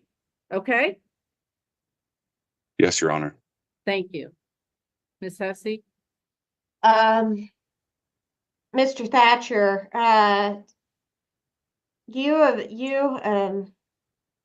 when you were making your decision whether or not when you're making your decision weighing the potential consequences and risks of contracting meningitis for Ryden, did you consider the likelihood that he would contract it out in the community in Eureka in Greenwood County? Yes. Did you consider the likelihood he would contract it at a motocross event? Yes. Did you consider whether he would contract it at a rodeo event? I did, yes. Okay. What information did you use to base your decision off of here? You asked me if I considered it. Yes. What do you want to know? My considerations or my thought process? Yes, yeah. I'm understand. asking you about your thought processes. So it's not my faith to I'm sorry, I had a call come in. So it's very, as I testified, it's very important to me that, these unclean foreign particles don't enter our blood and don't put in our bodies. And I don't know. I'm sorry, Miss Hesse. I'm not sure I'm understanding your question. I was just asking, when you were considering, how, the likelihood that Bryden would contract meningitis, did you consider each place that he goes to on a regular basis? Yes, I did. I don't know what I'm not sure what you want me to say or what I should say on that. Okay, that's perfectly fine. And that actually was leading into my next question of your conversation with Ms. Cooper about his likelihood of contracting meningitis, and you and her talked about the numerical impact of people who contract meningitis each year, right? Yes. Yes. Okay. Yes, and you said that you assessed his likelihood of contracting meningitis based on I think the national levels, correct? Yes, I did. And overall, when you were considering overall, that number of people who contracted meningitis each year was low, correct? About 3,000 people. That is very correct. Yeah. Yes, Okay. very correct. Okay. And you were present for Ms. McCoy's testimony today, correct? I was here. Correct. Yes. Yes. And you heard her testimony that there had not been any meningitis cases within the school district, right? For the past decade. Right. I heard that. And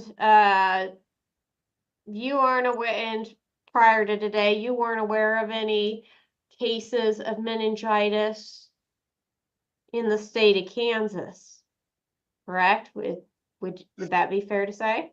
Yeah, I haven't found the latest one in Kansas. I'm Okay. still researching that.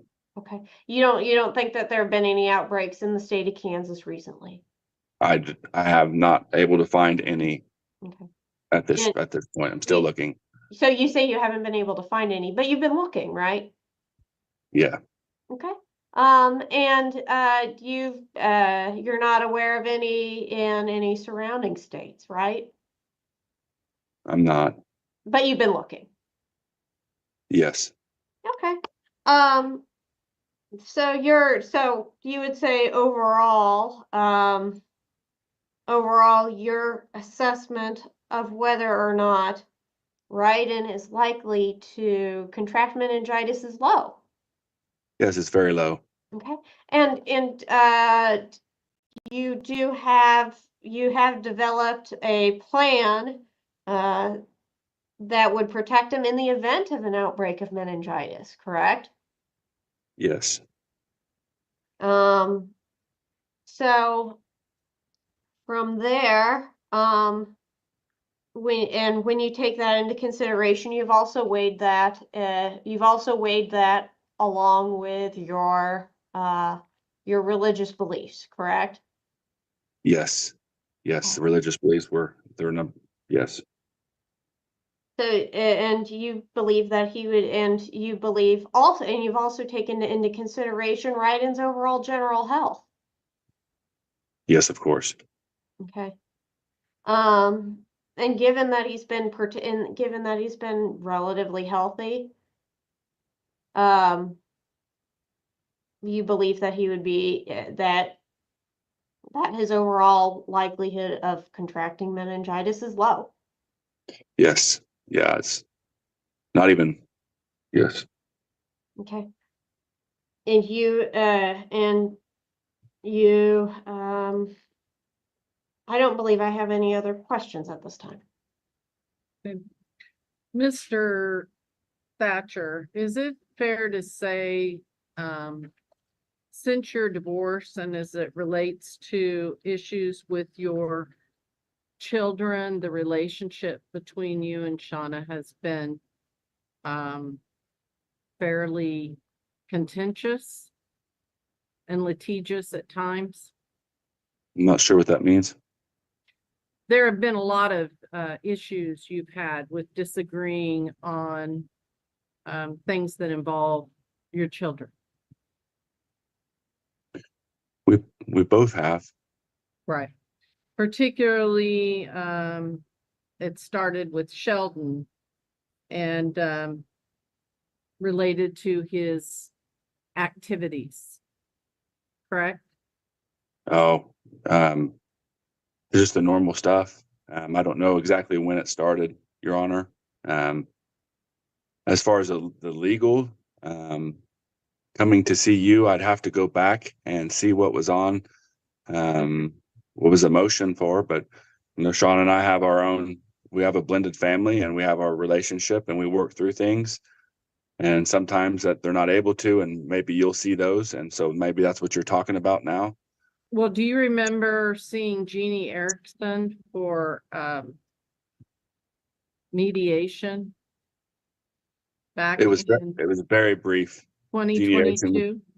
Jeannie Erickson was very brief, but I do remember having the state in our home for over 6 months doing a full investigation on our home with yes, there's been lots of stuff that's happened, Judge Satterfield. Okay. And there were things that you voiced that you did not want Shauna to do without your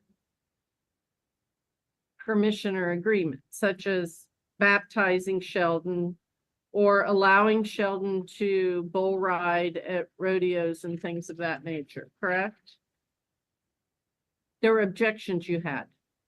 There were things concerns. that she was doing with Sheldon. There were concerns I had that I tried discussing. Okay. Yeah.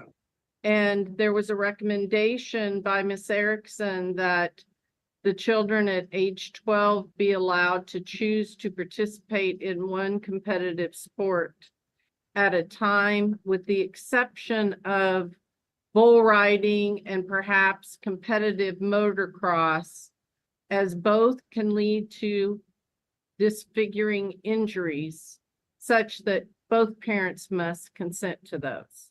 Do you remember that? That was part of the original parenting plan in 2016. I don't know. Jeannie Erickson she was there for a brief, and to my knowledge, her report was not submitted into our case. We went to a different route with that case, and her report really should, that I know of, shouldn't be part of our case. Okay, but she sent this to the court, and you're aware that she made recommendations to the court, correct? Jeannie Erickson. There's been a few. I don't remember what the lady who was in here, her name was. Okay. Could it have been Jeannie Erickson? All right. Anything further, Miss Hesse? Not for Mr. Thatcher on my end, Judge. All right. Miss Hesse, you may call your next witness. At this time, I would call Shauna Fillmore. Okay. Miss Fillmore, if you'd raise your right hand, please. You do solemnly swear the testimony you're about to give will be the truth, the whole truth, and nothing but the truth, so help you God. Yes, ma'am. Thank you. You may proceed. Ms. Fillmore, you are Ryden's mom, correct? Yes, ma'am. All right. And Ryden has been recommended to receive the meningitis vaccine for this school year, correct? Yes, ma'am. Due to his age group, right? Yes, ma'am. You did research into how the meningitis vaccine works? Yes. Okay. What it protects against? Yes. The likelihood of getting meningitis at a general level, at a community level, I'm sorry, at a national level. Yes. Okay, community level. Yes. Okay, so you're aware that there hasn't been a meningitis outbreak in the state of Kansas in several years, right? Correct. There were some discussions regarding Ryden getting annual vaccines, correct? Yes. Okay. Has Ryden in the past not gotten his annual vaccines like flu or COVID? We chose not to do the flu and COVID vaccines just because they're not mandated by the state to do those. When the kids were little, I did do them. When I was still married to Aaron, I did do them with Sheldon and Ryden. Kaylin, because I didn't do them with her because she was 1 year old by the time we divorced. After we got divorced, I did do them a couple times, and Aaron wasn't happy about it, but I did do them a couple times after we divorced, and then I stopped doing them recently. Why'd you stop doing them recently? Just chose to. I got the vaccine one time and I got really, really sick afterwards and I didn't like it, and I found out that it wasn't mandated that you had to do it, so I just chose not to do it anymore. Okay. But as far as the mandated ones, I have been up to date on all them up till now. Okay, cool. Okay. So you said that you got really sick after after an adverse you had an adverse reaction to a vaccine at one point, right? I got the flu vaccine and I got sick a while. I don't know if it was from the flu vaccine or what it was from, but I got sick, so I just chose not to do it. Okay. Has Ryden ever had an adverse reaction to either a mandated vaccine or a non-mandated vaccine that he's been given? No. Okay. Have any of your kids had any adverse reactions to any vaccines? No. Okay. You are aware that it is more likely that you are aware that it is more likely that Ryden is going to come in contact with the flu or COVID than he is meningitis, right? Yes. Our Okay. family did. We did have COVID. Okay, I'm sorry to hear that. Still you chose not to do vaccinations for flu or COVID. COVID, I chose not to do because it was so new and it wasn't approved yet. So I chose not to do that one. I'd heard too many harsh things about it, so I chose not to do that. Okay. Despite all of the risks that come from having had a COVID illness. My family was blessed. We don't have the long-lasting effects of it. Okay, but you acknowledge that there is a high risk of long-lasting effects of COVID overall, that if you come in contact with it, that there is a risk that you could have some serious side effects, and that because that there are some risk of serious side effects. I know of losing your taste and smell. Those are the long-lasting effects that I'm aware of. I know some people still suffer from that, but that's all. Losing taste and smell.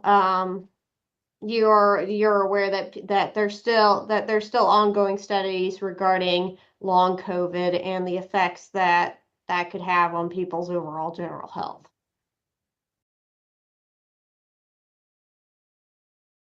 Sorry, guys. That's where YouTube cut me off on that one. But luckily, I have the second hearing, and they do bring up some of the testimony from the first hearing. All right, we're going to go back on the record in the matter of the marriage of Aaron Robert Thatcher and Shauna K. Fillmore. 2015 DM 000046, Greenwood. County District Court. This hearing is being conducted by Zoom. The petitioner presented evidence and rested. Ms. Cooper, your clients testified, and of course, Mr. Thatcher testified. Do you wish to call any additional witnesses? Yes, Your Honor, I may recall Shauna Fillmore later, but I do have a professional here, Vicky Lindsay. I'd want to Okay. call her. All right. And Judge, I just need some clarification just because of the subpoena just came through at 11:57 a.m. today, who this Vicky Lindsay is. She can probably testify to that. She works at the Greenwood County Health Department. Okay. All right. Do you want to let her in if she's in the waiting room, please? She already was in just here. on here. Oh yeah, she's here. Our lawyer's here to talk on our behalf. Ma'am, I can't So, hear you. Your Honor, could we possibly have a breakout room with the court and the attorneys, including Mr. Dean? Okay, thank you. Who do you want in there? Judge, so Paul Dean, Lucy Hess, and me. Oh yeah. Okay. Email from Judge Satterfield that says who she wanted to hear from.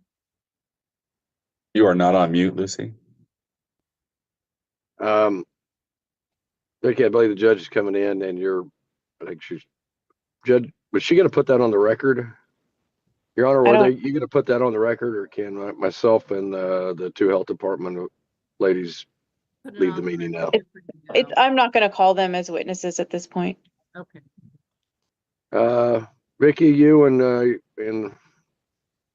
other lady who was subpoenaed from the department are free to leave. Okay, thank you. Just for the record, the court did not allow testimony based on the late notice of the subpoena. It didn't follow the notice provisions of a subpoena.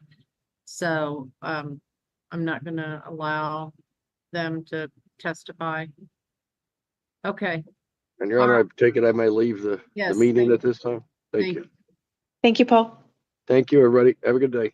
Thank you. And Mr. D did appear. We had a conference on behalf of the Department of Health as the county counselor for Greenwood County. Ms. Cooper. Thank you. So I would call Shauna Fillmore. Okay, ma'am, I'll just remind you, you're still under oath. Yes, ma'am. Just a couple questions. I know you already testified this morning. You had testified about previously having communications with the Greenwood County Health Department. Yes. Yes. Did you speak with a nurse named Vicky? Yes, ma'am, I did. Okay. And did she indicate to you the importance of the meningococcal vaccine?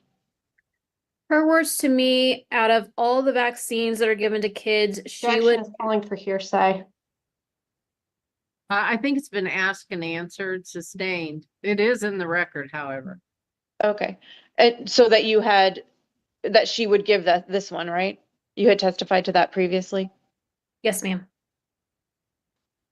Do you have a copy of something called a vaccine information statement from the Centers for Disease Control and Prevention, or the CDC? Yes, I do. And did you get a lot of your information regarding this vaccine and the actual disease from this kind of information? Yes, ma'am, I did. Okay. And you already testified, I think it was when I was cross-examining you previously, about the potential consequences of someone contracting this disease, right? Yes. And are you taking this information into consideration in determining whether you think it's important for your son to get the vaccine? Yes. Okay.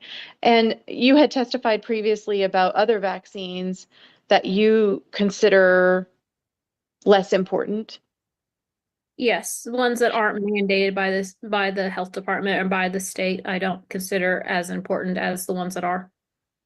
And do you consider the risks of contracting those diseases less severe in consequence to this one? I wouldn't say I consider them less. I mean, take pretty high precautions when I know there's a lot of stuff going on and a lot of sickness going around. I take pretty high precautions and what we do, where we go, things like that. If there's a humongous flu outbreak, I'm really cautious of what I do with the kids and where I send them.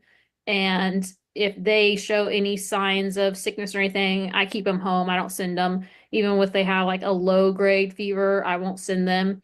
I make sure I keep them home, give them I am pro antibiotics. So I give them medicine to help them fight it. We've been doing a lot of Mucinex because there's been a lot of sinus stuff going around and things like that. So I help them fight it with giving them antibiotics and different things. And do you follow advice from your doctor or the kid's doctor or nurses who help you? Yes, ma'am, I do. If the risk of death was as high in contracting the flu as it is for meningitis, would you reconsider the idea of a flu vaccination? I would. Like I said, I've given it to the kids in the past and they had no effects from it. And if it was mandated, would you consider wanting them to get vaccinated for the flu? Yes, I would. And would that be true for other diseases? Yes, if it becomes mandated and there's a big history of testing and stuff on it, I would be pro. And do you trust the Centers for Disease Control and Prevention to make a determination whether something should be mandated? Yes, I do. Do you trust the Kansas Department of Health and Environment to do that too? Yes, I do. Do you trust the school district? I forget the number in Eureka. Is it USD 395? 389. Sorry, 389. Do you trust them to make a determination as to whether a vaccine should be mandated? Yes, I do.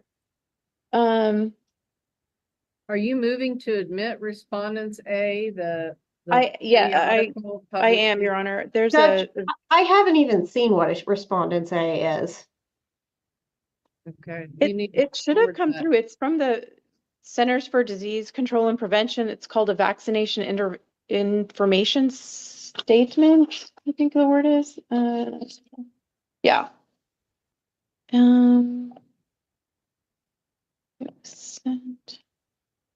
Okay, well, I'm gonna admit it as a along the lines of a treatise publication, but I want you to give it to Ms. Hesse so that she can.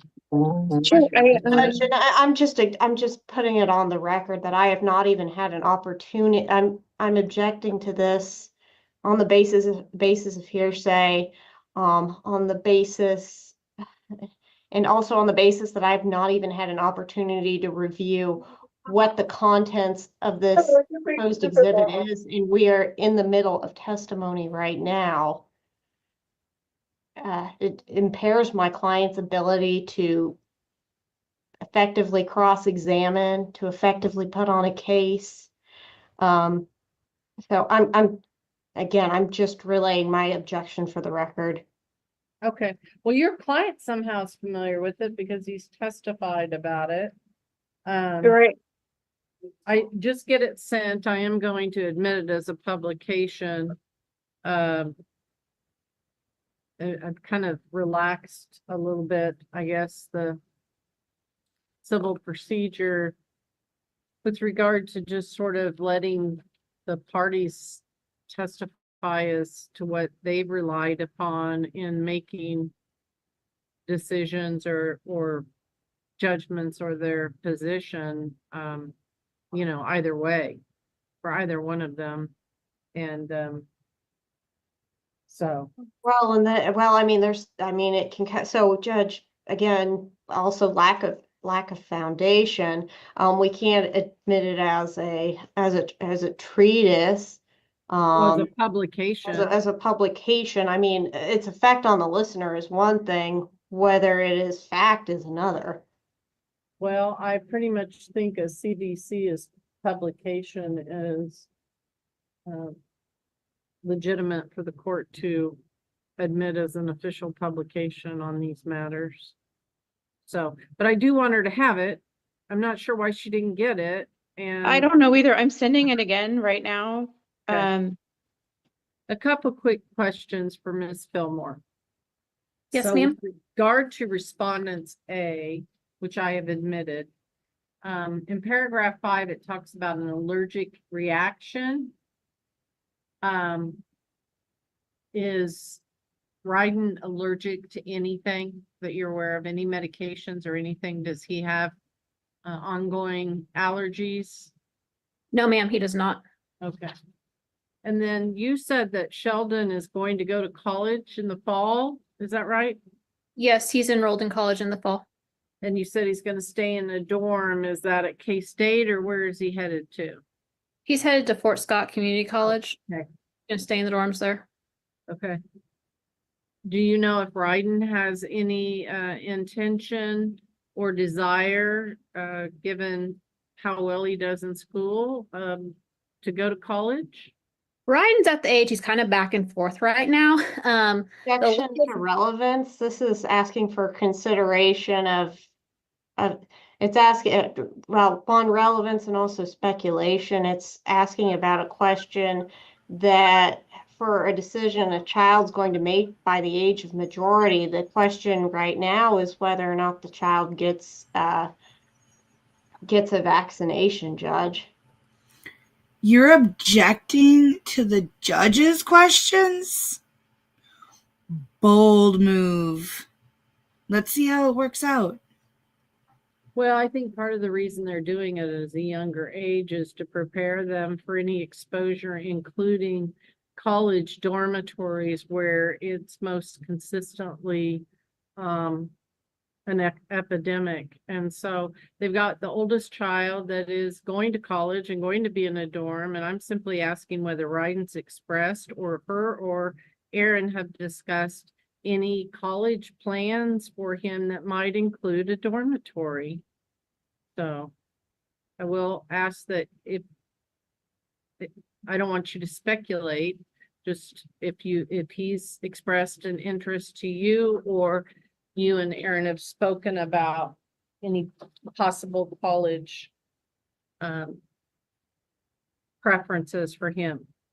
Ryden has spoken to me. His most interest right now is being a truck driver. And I told him he had to go to a college, a 2-year college, to get the basics of knowing about that, his CDL and things like that. So yes, it is been talked about. All right. Cross-examination, Ms. Hesse. No, he does not have to go to a 2-year college to get his CDL and become a truck driver. Are you kidding me? Stop it. There's over 80,000 jobs that do not require a 2-year college that pay substantially more than college graduates make. For over 40% of kids that enroll in colleges drop out before they get their degree because they realize that it's not for them or that the career path that they want doesn't actually require a degree. Don't force your child to go to college. Oh my God. College is great for some kids. It is not for all kids. And there are so many trades. We need trade workers right now. Like more than anything. We need people in the trades. And they don't require colleges for all of them. And you darn sure don't need a college degree to be a truck driver. Oh my God, woman. Ms. Fillmore. Yes, Ms. Fillmore, would you agree with me that Ryden could decide upon reaching the age of majority that he wanted this vaccine? In my opinion, I mean, what kid is going to say, yes, give me a shot? I know very, very few kids are going to be, yes, give me a shot. My daughter, she's 10 and she has told me, Mom, whatever I need, give it to me. I don't want to get sick. Ryden is my kid that's petrified of needles, so he don't want any shots. He don't care what it is. He don't want them. Whenever he's had to get a shot or give blood because of a sickness, he's my one that about passes out and has a big fit over it.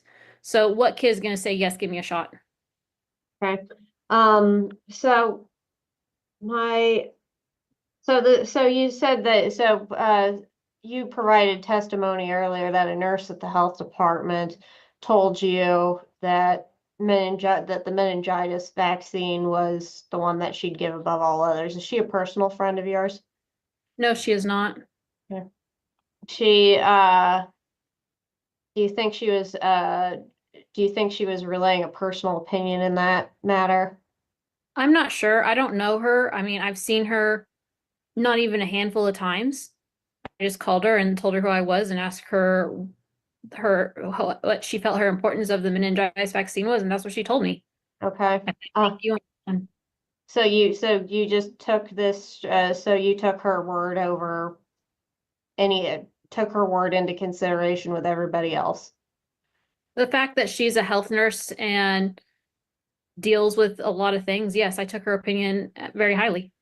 Okay. So, did you call her at her office during office hours? Yes, ma'am, I did. Okay. I don't think I have any further questions. Okay, anything further, Ms. Cooper? No, Your Honor. Thank you. All right. So, Your Honor, that's the extent of my evidence that I was planning to present. Thanks.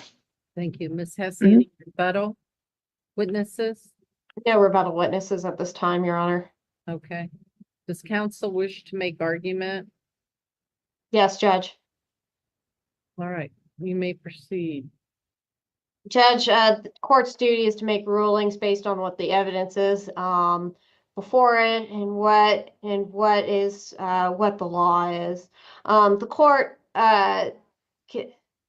can issue a question contained in its ruling that it issued on November 15, 2024, that had a question at our October hearing what the burden and standard of proof, what the burden was and standard of proof is based on a best evidence evidentiary hearing. Your Honor, the court cited Dutch v. The Duchess v. Dutch, a state of Alaska unpublished case. When it cited this opinion, Your Honor, we have to consider Kansas law here, and under Kansas law, we have Chapter 23, which addresses child custody issues. Child custody issues, when you jump through the quick 30-second legal analysis, any lawyer will tell you that you do a best interest of the child evidentiary hearing to determine what the burden and standard of proof is in this circumstances. You actually need to back up a little bit when you're doing the legal analysis, Judge, because when you're taking that into consideration, there is a question of legal custody that has to be taken into consideration. You have a parent who has legal custody here, Mr. Thatcher, joint legal custody with Ms. Fillmore, who also has joint legal custody. And when you have that disagreement, you have to take into consideration a number of factors, and that's outlined in Kansas case law. You also have to take into consideration statutory case law, which is also the exemption contained in 726262B. Where the state does weigh in on a parent's ability to assert a religious preference.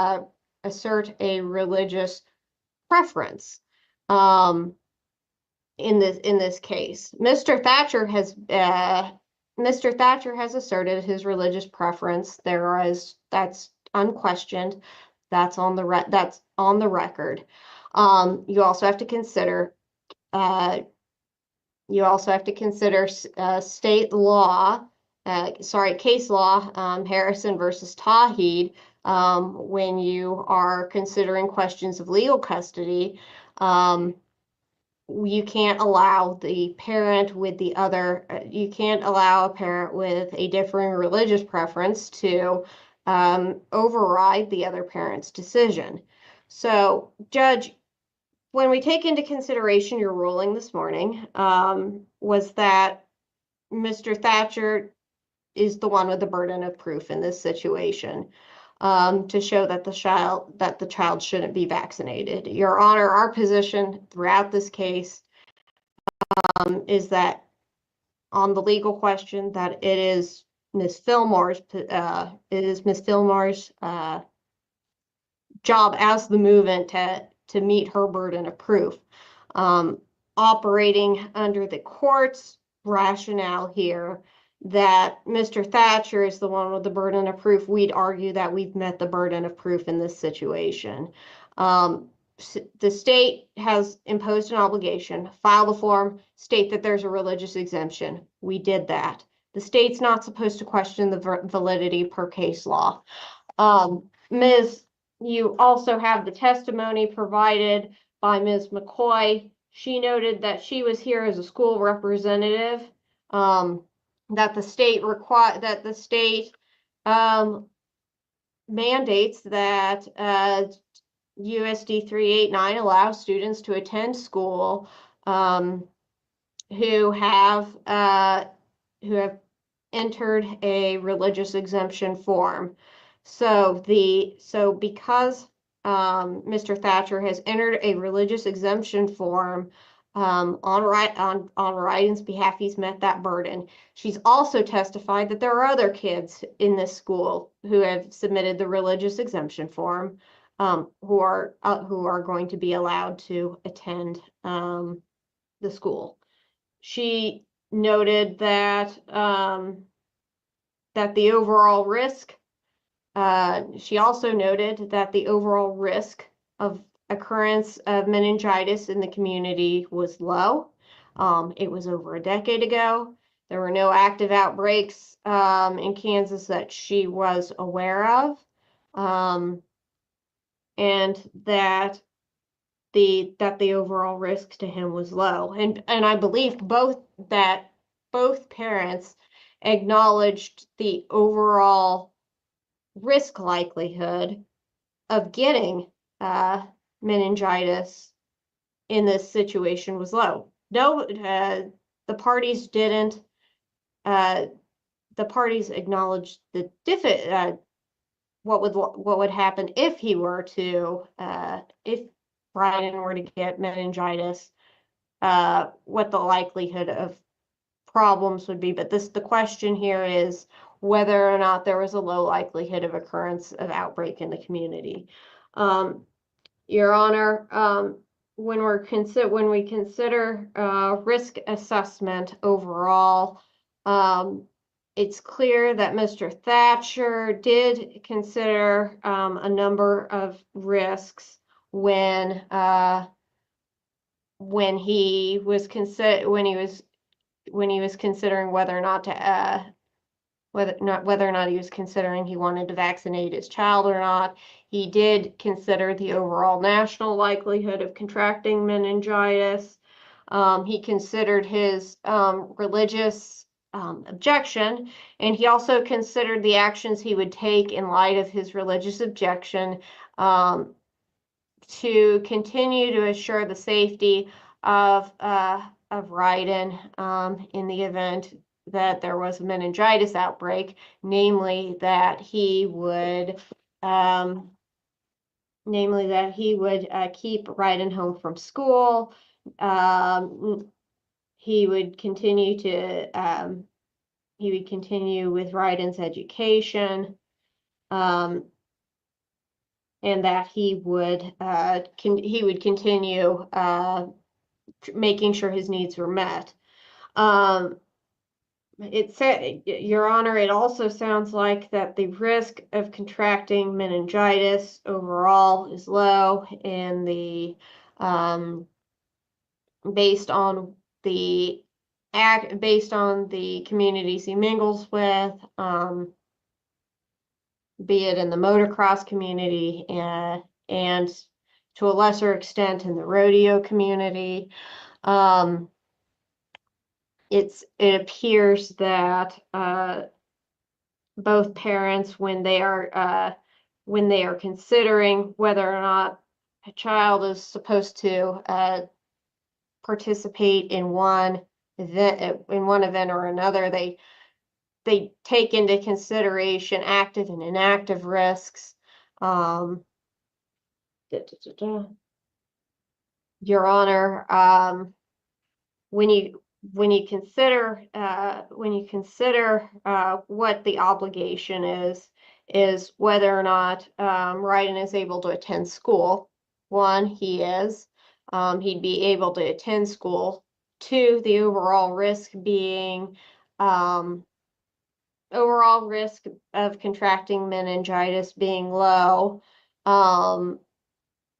Three, him being able to Ryden being able to continue engaging in regular social activities, his motocross, his participation in and other school activities, he would be able to do so without doing the meningitis vaccine. When you consider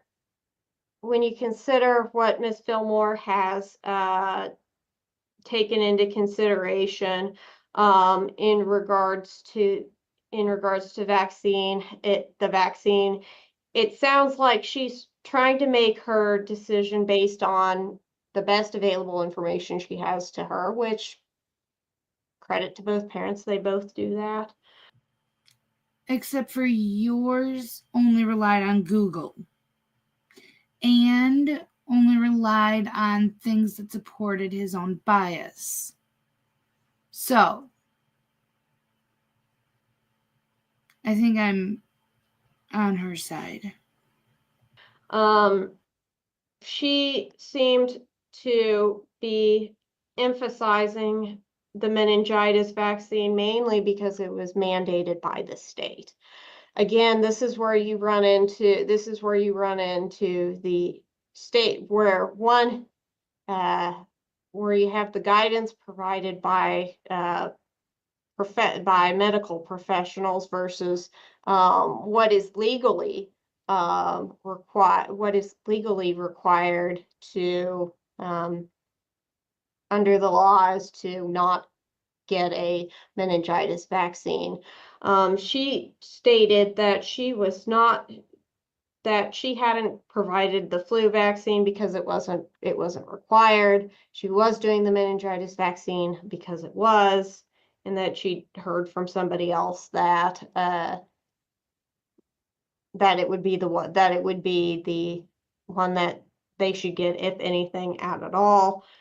She noted that she wasn't for her religion stated that it was okay that she could that these kids could get vaccine, but she elects to pick and choose in this situation. While this is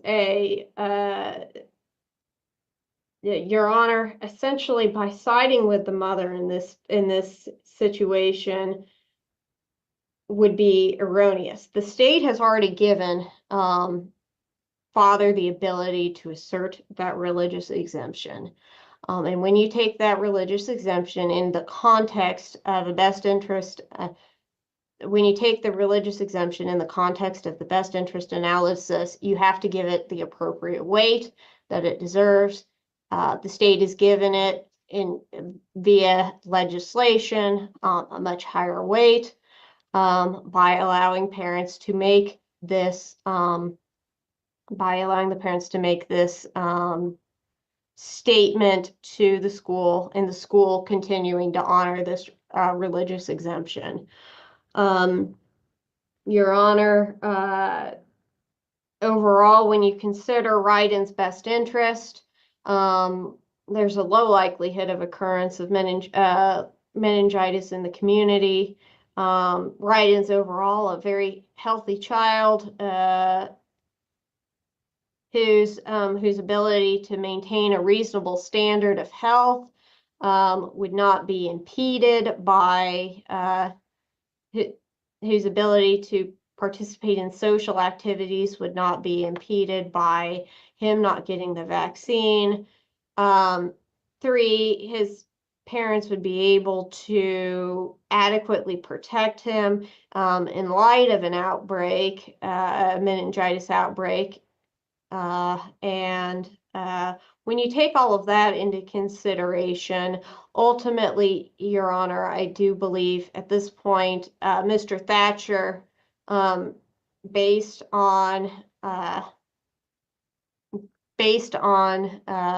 what is required by the statute under 7262B, as well as the best interest analysis contained in Chapter 23, that he has met the burden. Mr. Ryden shouldn't be mandated to receive the vaccine in this situation, and Mr. Thatcher's request should be honored. Thank you. Thank you. Ms. Cooper? Thank you, Your Honor. So we're not here in a situation where it's the state versus Mr. Thatcher. We're here because the two parents don't agree. Shauna did not agree that there's a religious exemption here. She does not adhere to whatever religion Mr. Thatcher is indicating makes him opposed to the vaccine. We're here because we're looking at what is in the child's best interests. It's been clear that it's in his best interest to be vaccinated. There's been essentially no risks testified to in getting the vaccine, but there's a long list of potential risks in not getting it. While the risk of actually contracting the disease is low, once it's contracted, the risks of very severe consequences is very high. There's a risk of death. 10 to 15% of people contracting this disease die from it. Of the remaining people who survive, 10 to 20% have severe disabilities that can be lifelong. What my client is wanting to prevent is that. There's a reason why the state has mandated this particular vaccine over others. My client trusts them to do the research and them to determine what's necessary for the children to get administered. I think it's clear that based on the situation when there's two parents who disagree, that the court needs to look at what is in the child's best interest. And it's clear that it's in his best interest to get this vaccine. I don't think there's any question. I don't think Mr. Thatcher has raised anything in his case or in his testimony as presented that shows the court that it's not in his best interest to get the vaccine. In fact, his testimony indicated otherwise. His testimony indicated the same statistics as Ms. Thatcher testified to. He indicated he agreed with the same statistics that are in the CDC's vaccine information sheet. Those are all the reasons why this is a mandated vaccine. And it's not fair to this child. It's not fair to mother that father is simply indicating that for religious reasons, he doesn't want his child to be vaccinated. Mother did not agree for that form to be filled out or to be presented to the school. Again, as the court has previously decided in this case, what the court needs to look at is what is in the child's best interests. And it's clear that getting this vaccine is in his best interest. He's going to need a second dose of it 3 or 4 years from now in order to be immune. He may, long-term be in contact and close proximity to even more people in the event that, as testified to, he may go to college. He does come into into close proximity with people from all over, not only the community of Eureka, but other parts of the state of Kansas. He travels outside the state and is in close proximity with essentially thousands of people. Even if he weren't, even if we're supposed to rely on simply herd immunity, if he was only attending school and going to the two houses, there are people in and out of both houses who do travel to these different locations. So he could potentially be subjected to the risk of contracting this disease, even if he personally didn't travel, but he does. There's a reason why this is a mandated vaccine, why he's listed and included in an increased risk category because of his age. For all of those reasons, I'd ask the court to allow Mother to make this particular decision. Mother's not asking for a change in parenting, in the parenting plan otherwise, just essentially that a determination as to whether this vaccine should be administered needs to be made in adherence with what's in his best interest, and it is in his best interest to have the vaccine, and the religious exclusion shouldn't apply here. Mother is not asking for that, and again, we're not in litigation over this between either the school board and Mr. Thatcher or the state and Mr. Thatcher. It's between another parent who has joint legal custody, and again, the child's best interest needs to be given the bigger weight here, and it's in his best interest to get the vaccine. Thank you. Okay. Well, a couple of things. First off, the ruling regarding vaccine that I filed, I think the heading's a little deceptive. It really wasn't a ruling. It was more of a prelude or a record of the different legal aspects or developments in this case as it related to vaccines. If I don't know if you both recall or not, at the time, of course, Mr. Thatcher did not have counsel. Ms. Fillmore did, and to have them brief the issue obviously was going to put Ms. Fillmore at a disadvantage of paying an attorney to do the work, and perhaps even Mr. Thatcher a disadvantage in not being able to necessarily write a legal brief. So this was to be used as guidance to counsel, to reduce the cost to the parties somewhat, and based on the fact that the court started looking at this issue, and I wanted wanted you to have the benefit of the research that I had looked at. I'm not saying it's all inclusive necessarily, but in looking at this issue, these are the things that the court came across and looked at and trying to resolve this dispute. I will say, as the judge on this case, since the inception of the divorce, I consider this couple to be a high conflict couple with at odds on numerous things as it relates in the past to a child or their children. I am glad to hear the last few years have gotten better, and I am well aware that they not only have legal joint custody, but they have shared residency with the two children. I've not been asked to modify anyone's custodial rights, and I'm not going to award custody or any custody decisions to one party over the other. That was part of the advent of co-parenting and parenting plans, is to try to get away from one parent feeling superior to another because of the term primary residence. And we've evolved from that. And this case is a classic shared custody scenario. However, as unfortunate as it may be, and as much as I may dislike having to make certain decisions as it relates to people's children, when they both have an equal say and they don't agree, someone has to be the referee. Someone has to make the call. And it ends up being the court. And the court tries to make decisions as best as it can. Although I will say, and I've said before, parents know what's best for their children more so than a judge who doesn't personally know the children. And that's why the court's reluctant or does everything to avoid having to make major life decisions that affect children when it's not agreed to by the parties. That includes decisions such as where should a child attend school? And the court may make a decision.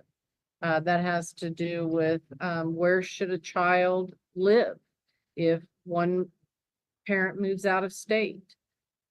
Lots of decisions that we make that I recognize impacts the child and impacts the parental rights of one parent or another to some degree in trying to resolve a dispute that the parties cannot come to an agreement. In this case, it's vaccination.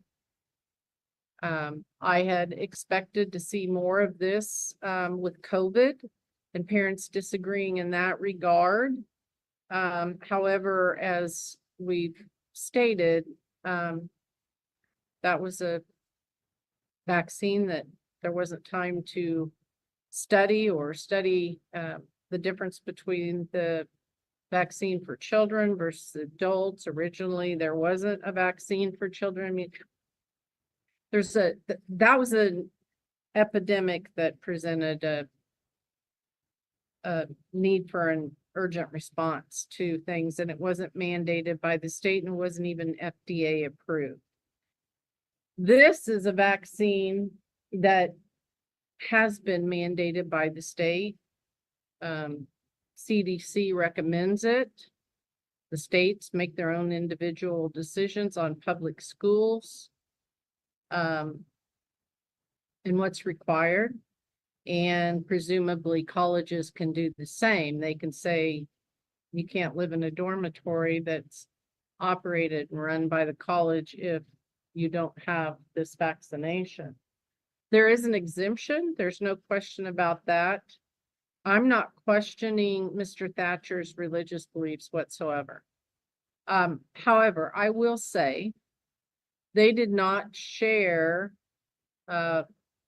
religious beliefs together at the time that they were married or even at the time that they divorced. So this is not a situation where they had a marriage where they had agreed values, beliefs, get divorced, and one party totally abandons that belief system that they were raising the children by.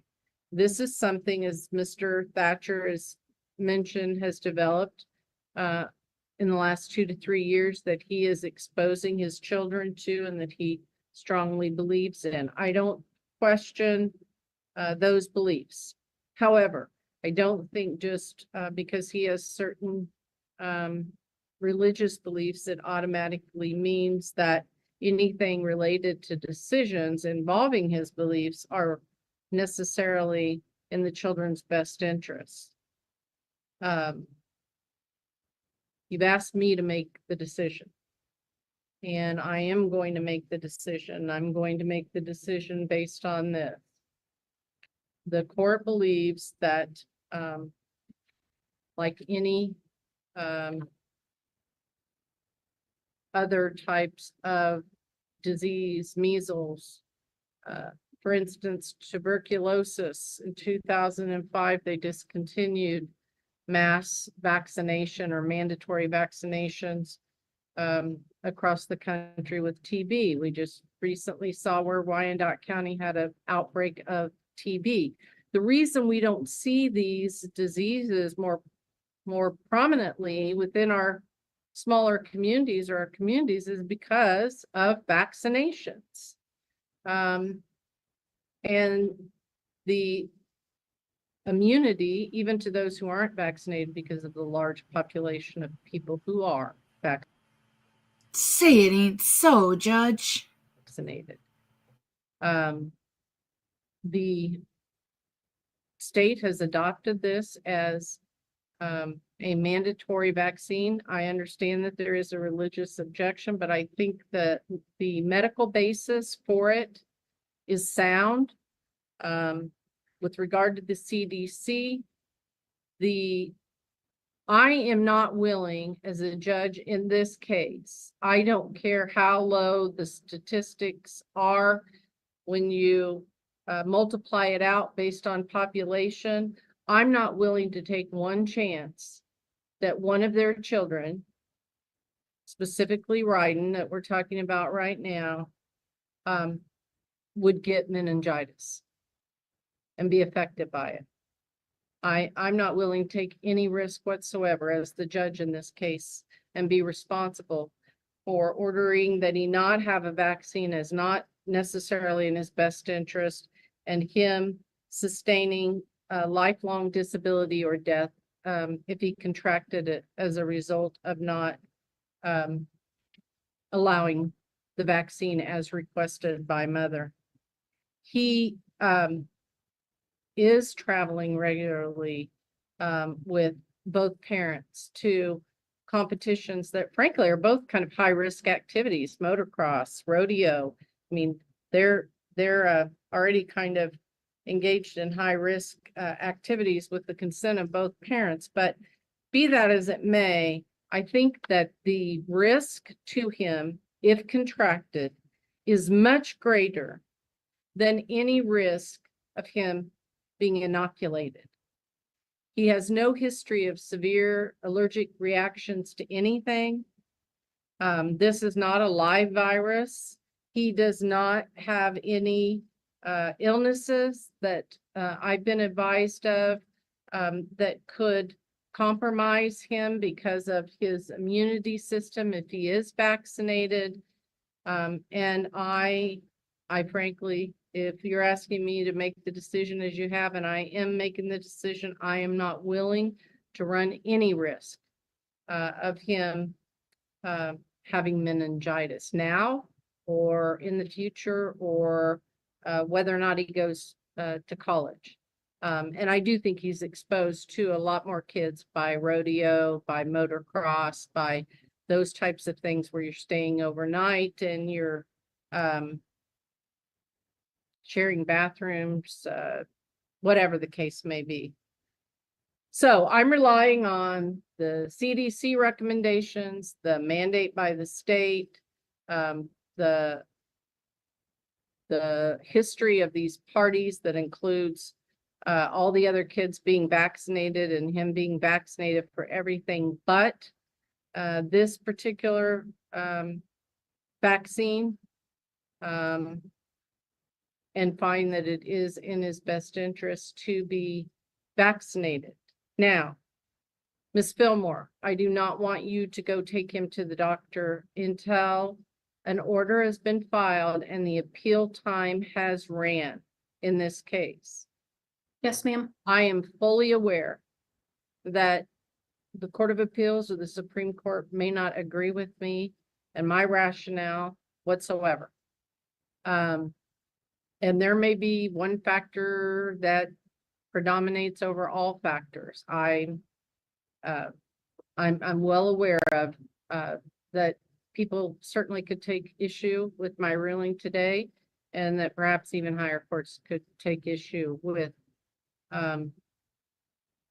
my ruling. And so I definitely don't want anything to happen until you're given the green light by your attorney. Because if there is a pending appeal, it will delay because I will put a stay on your ability to have him vaccinated as appellate rights are exhausted, if that's the decision that's made in the case. Okay, are we clear on that? Do you understand what I'm saying? Yes, ma'am, I do. Okay. Thank you. I respect both of you.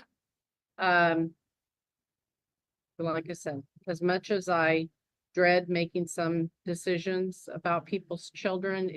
It's what I'm required to do. It's my job, and you've asked me to make this decision, and I've made my decision. So, all right. Ms. Cooper, I'm going to ask that you draw up a journal entry for Ms. Hesse's approval. Okay. Aaron, you have talked to your attorney of 30 days to appeal.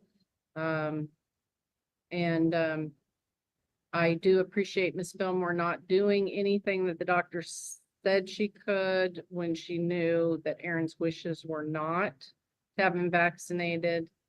And I do appreciate the position of Dad, but in light of all of the circumstances and the totality of the situation, I am going to direct that Mom's desire to vaccinate the child be the order of the court today, based on best interests. Okay, if there's nothing. And there we have it. Kind of thought that would be the outcome. Yeah, Dad rage quit once he heard that that Mom had the right to get the kids vaccinated. But she does have to wait out the appeal time, and who knows, maybe Dad will appeal. I heard you. She's been going crazy. People are shoveling and snow blowing, and it's not sitting well with Miss Ava. Miss Ava doesn't think they should be out this time of night. What can I do for you? I don't think you got your treats yet.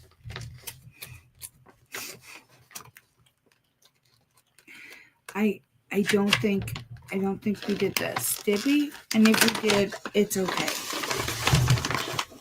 I don't think he will either. I really don't think he will either. And I think there's a financial aspect to it for him as far as why he won't. He mentioned the kids being on I think he said Medicaid, previously.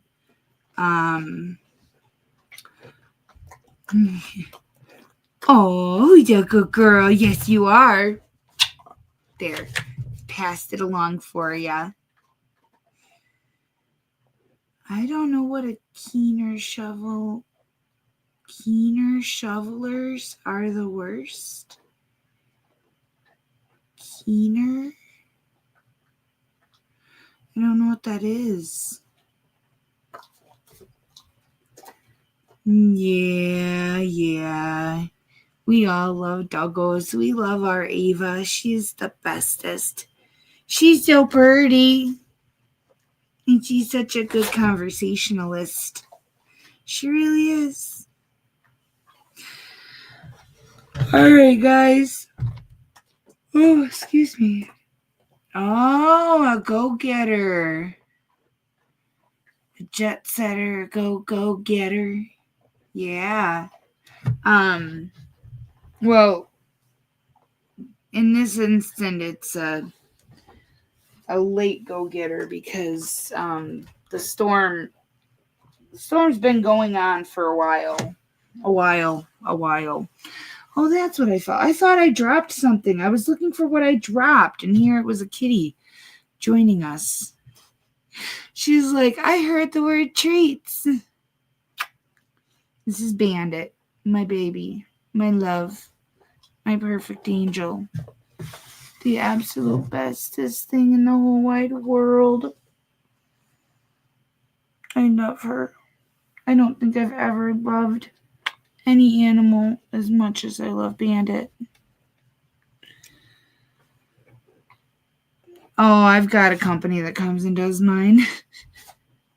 I get hired out.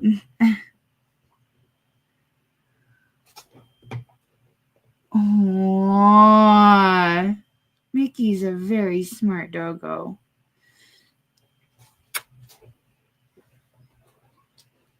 Thank you so much. And thank you guys all for being here. It's been great to spend this time with you on this snowy, cold night. It's cold, even though it's still warmer than it has been. Yay! That's awesome! I'm happy for you. You enjoy that.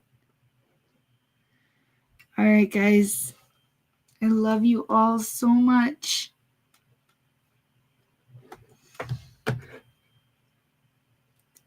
Be safe, be well, sleep sweet, and much love.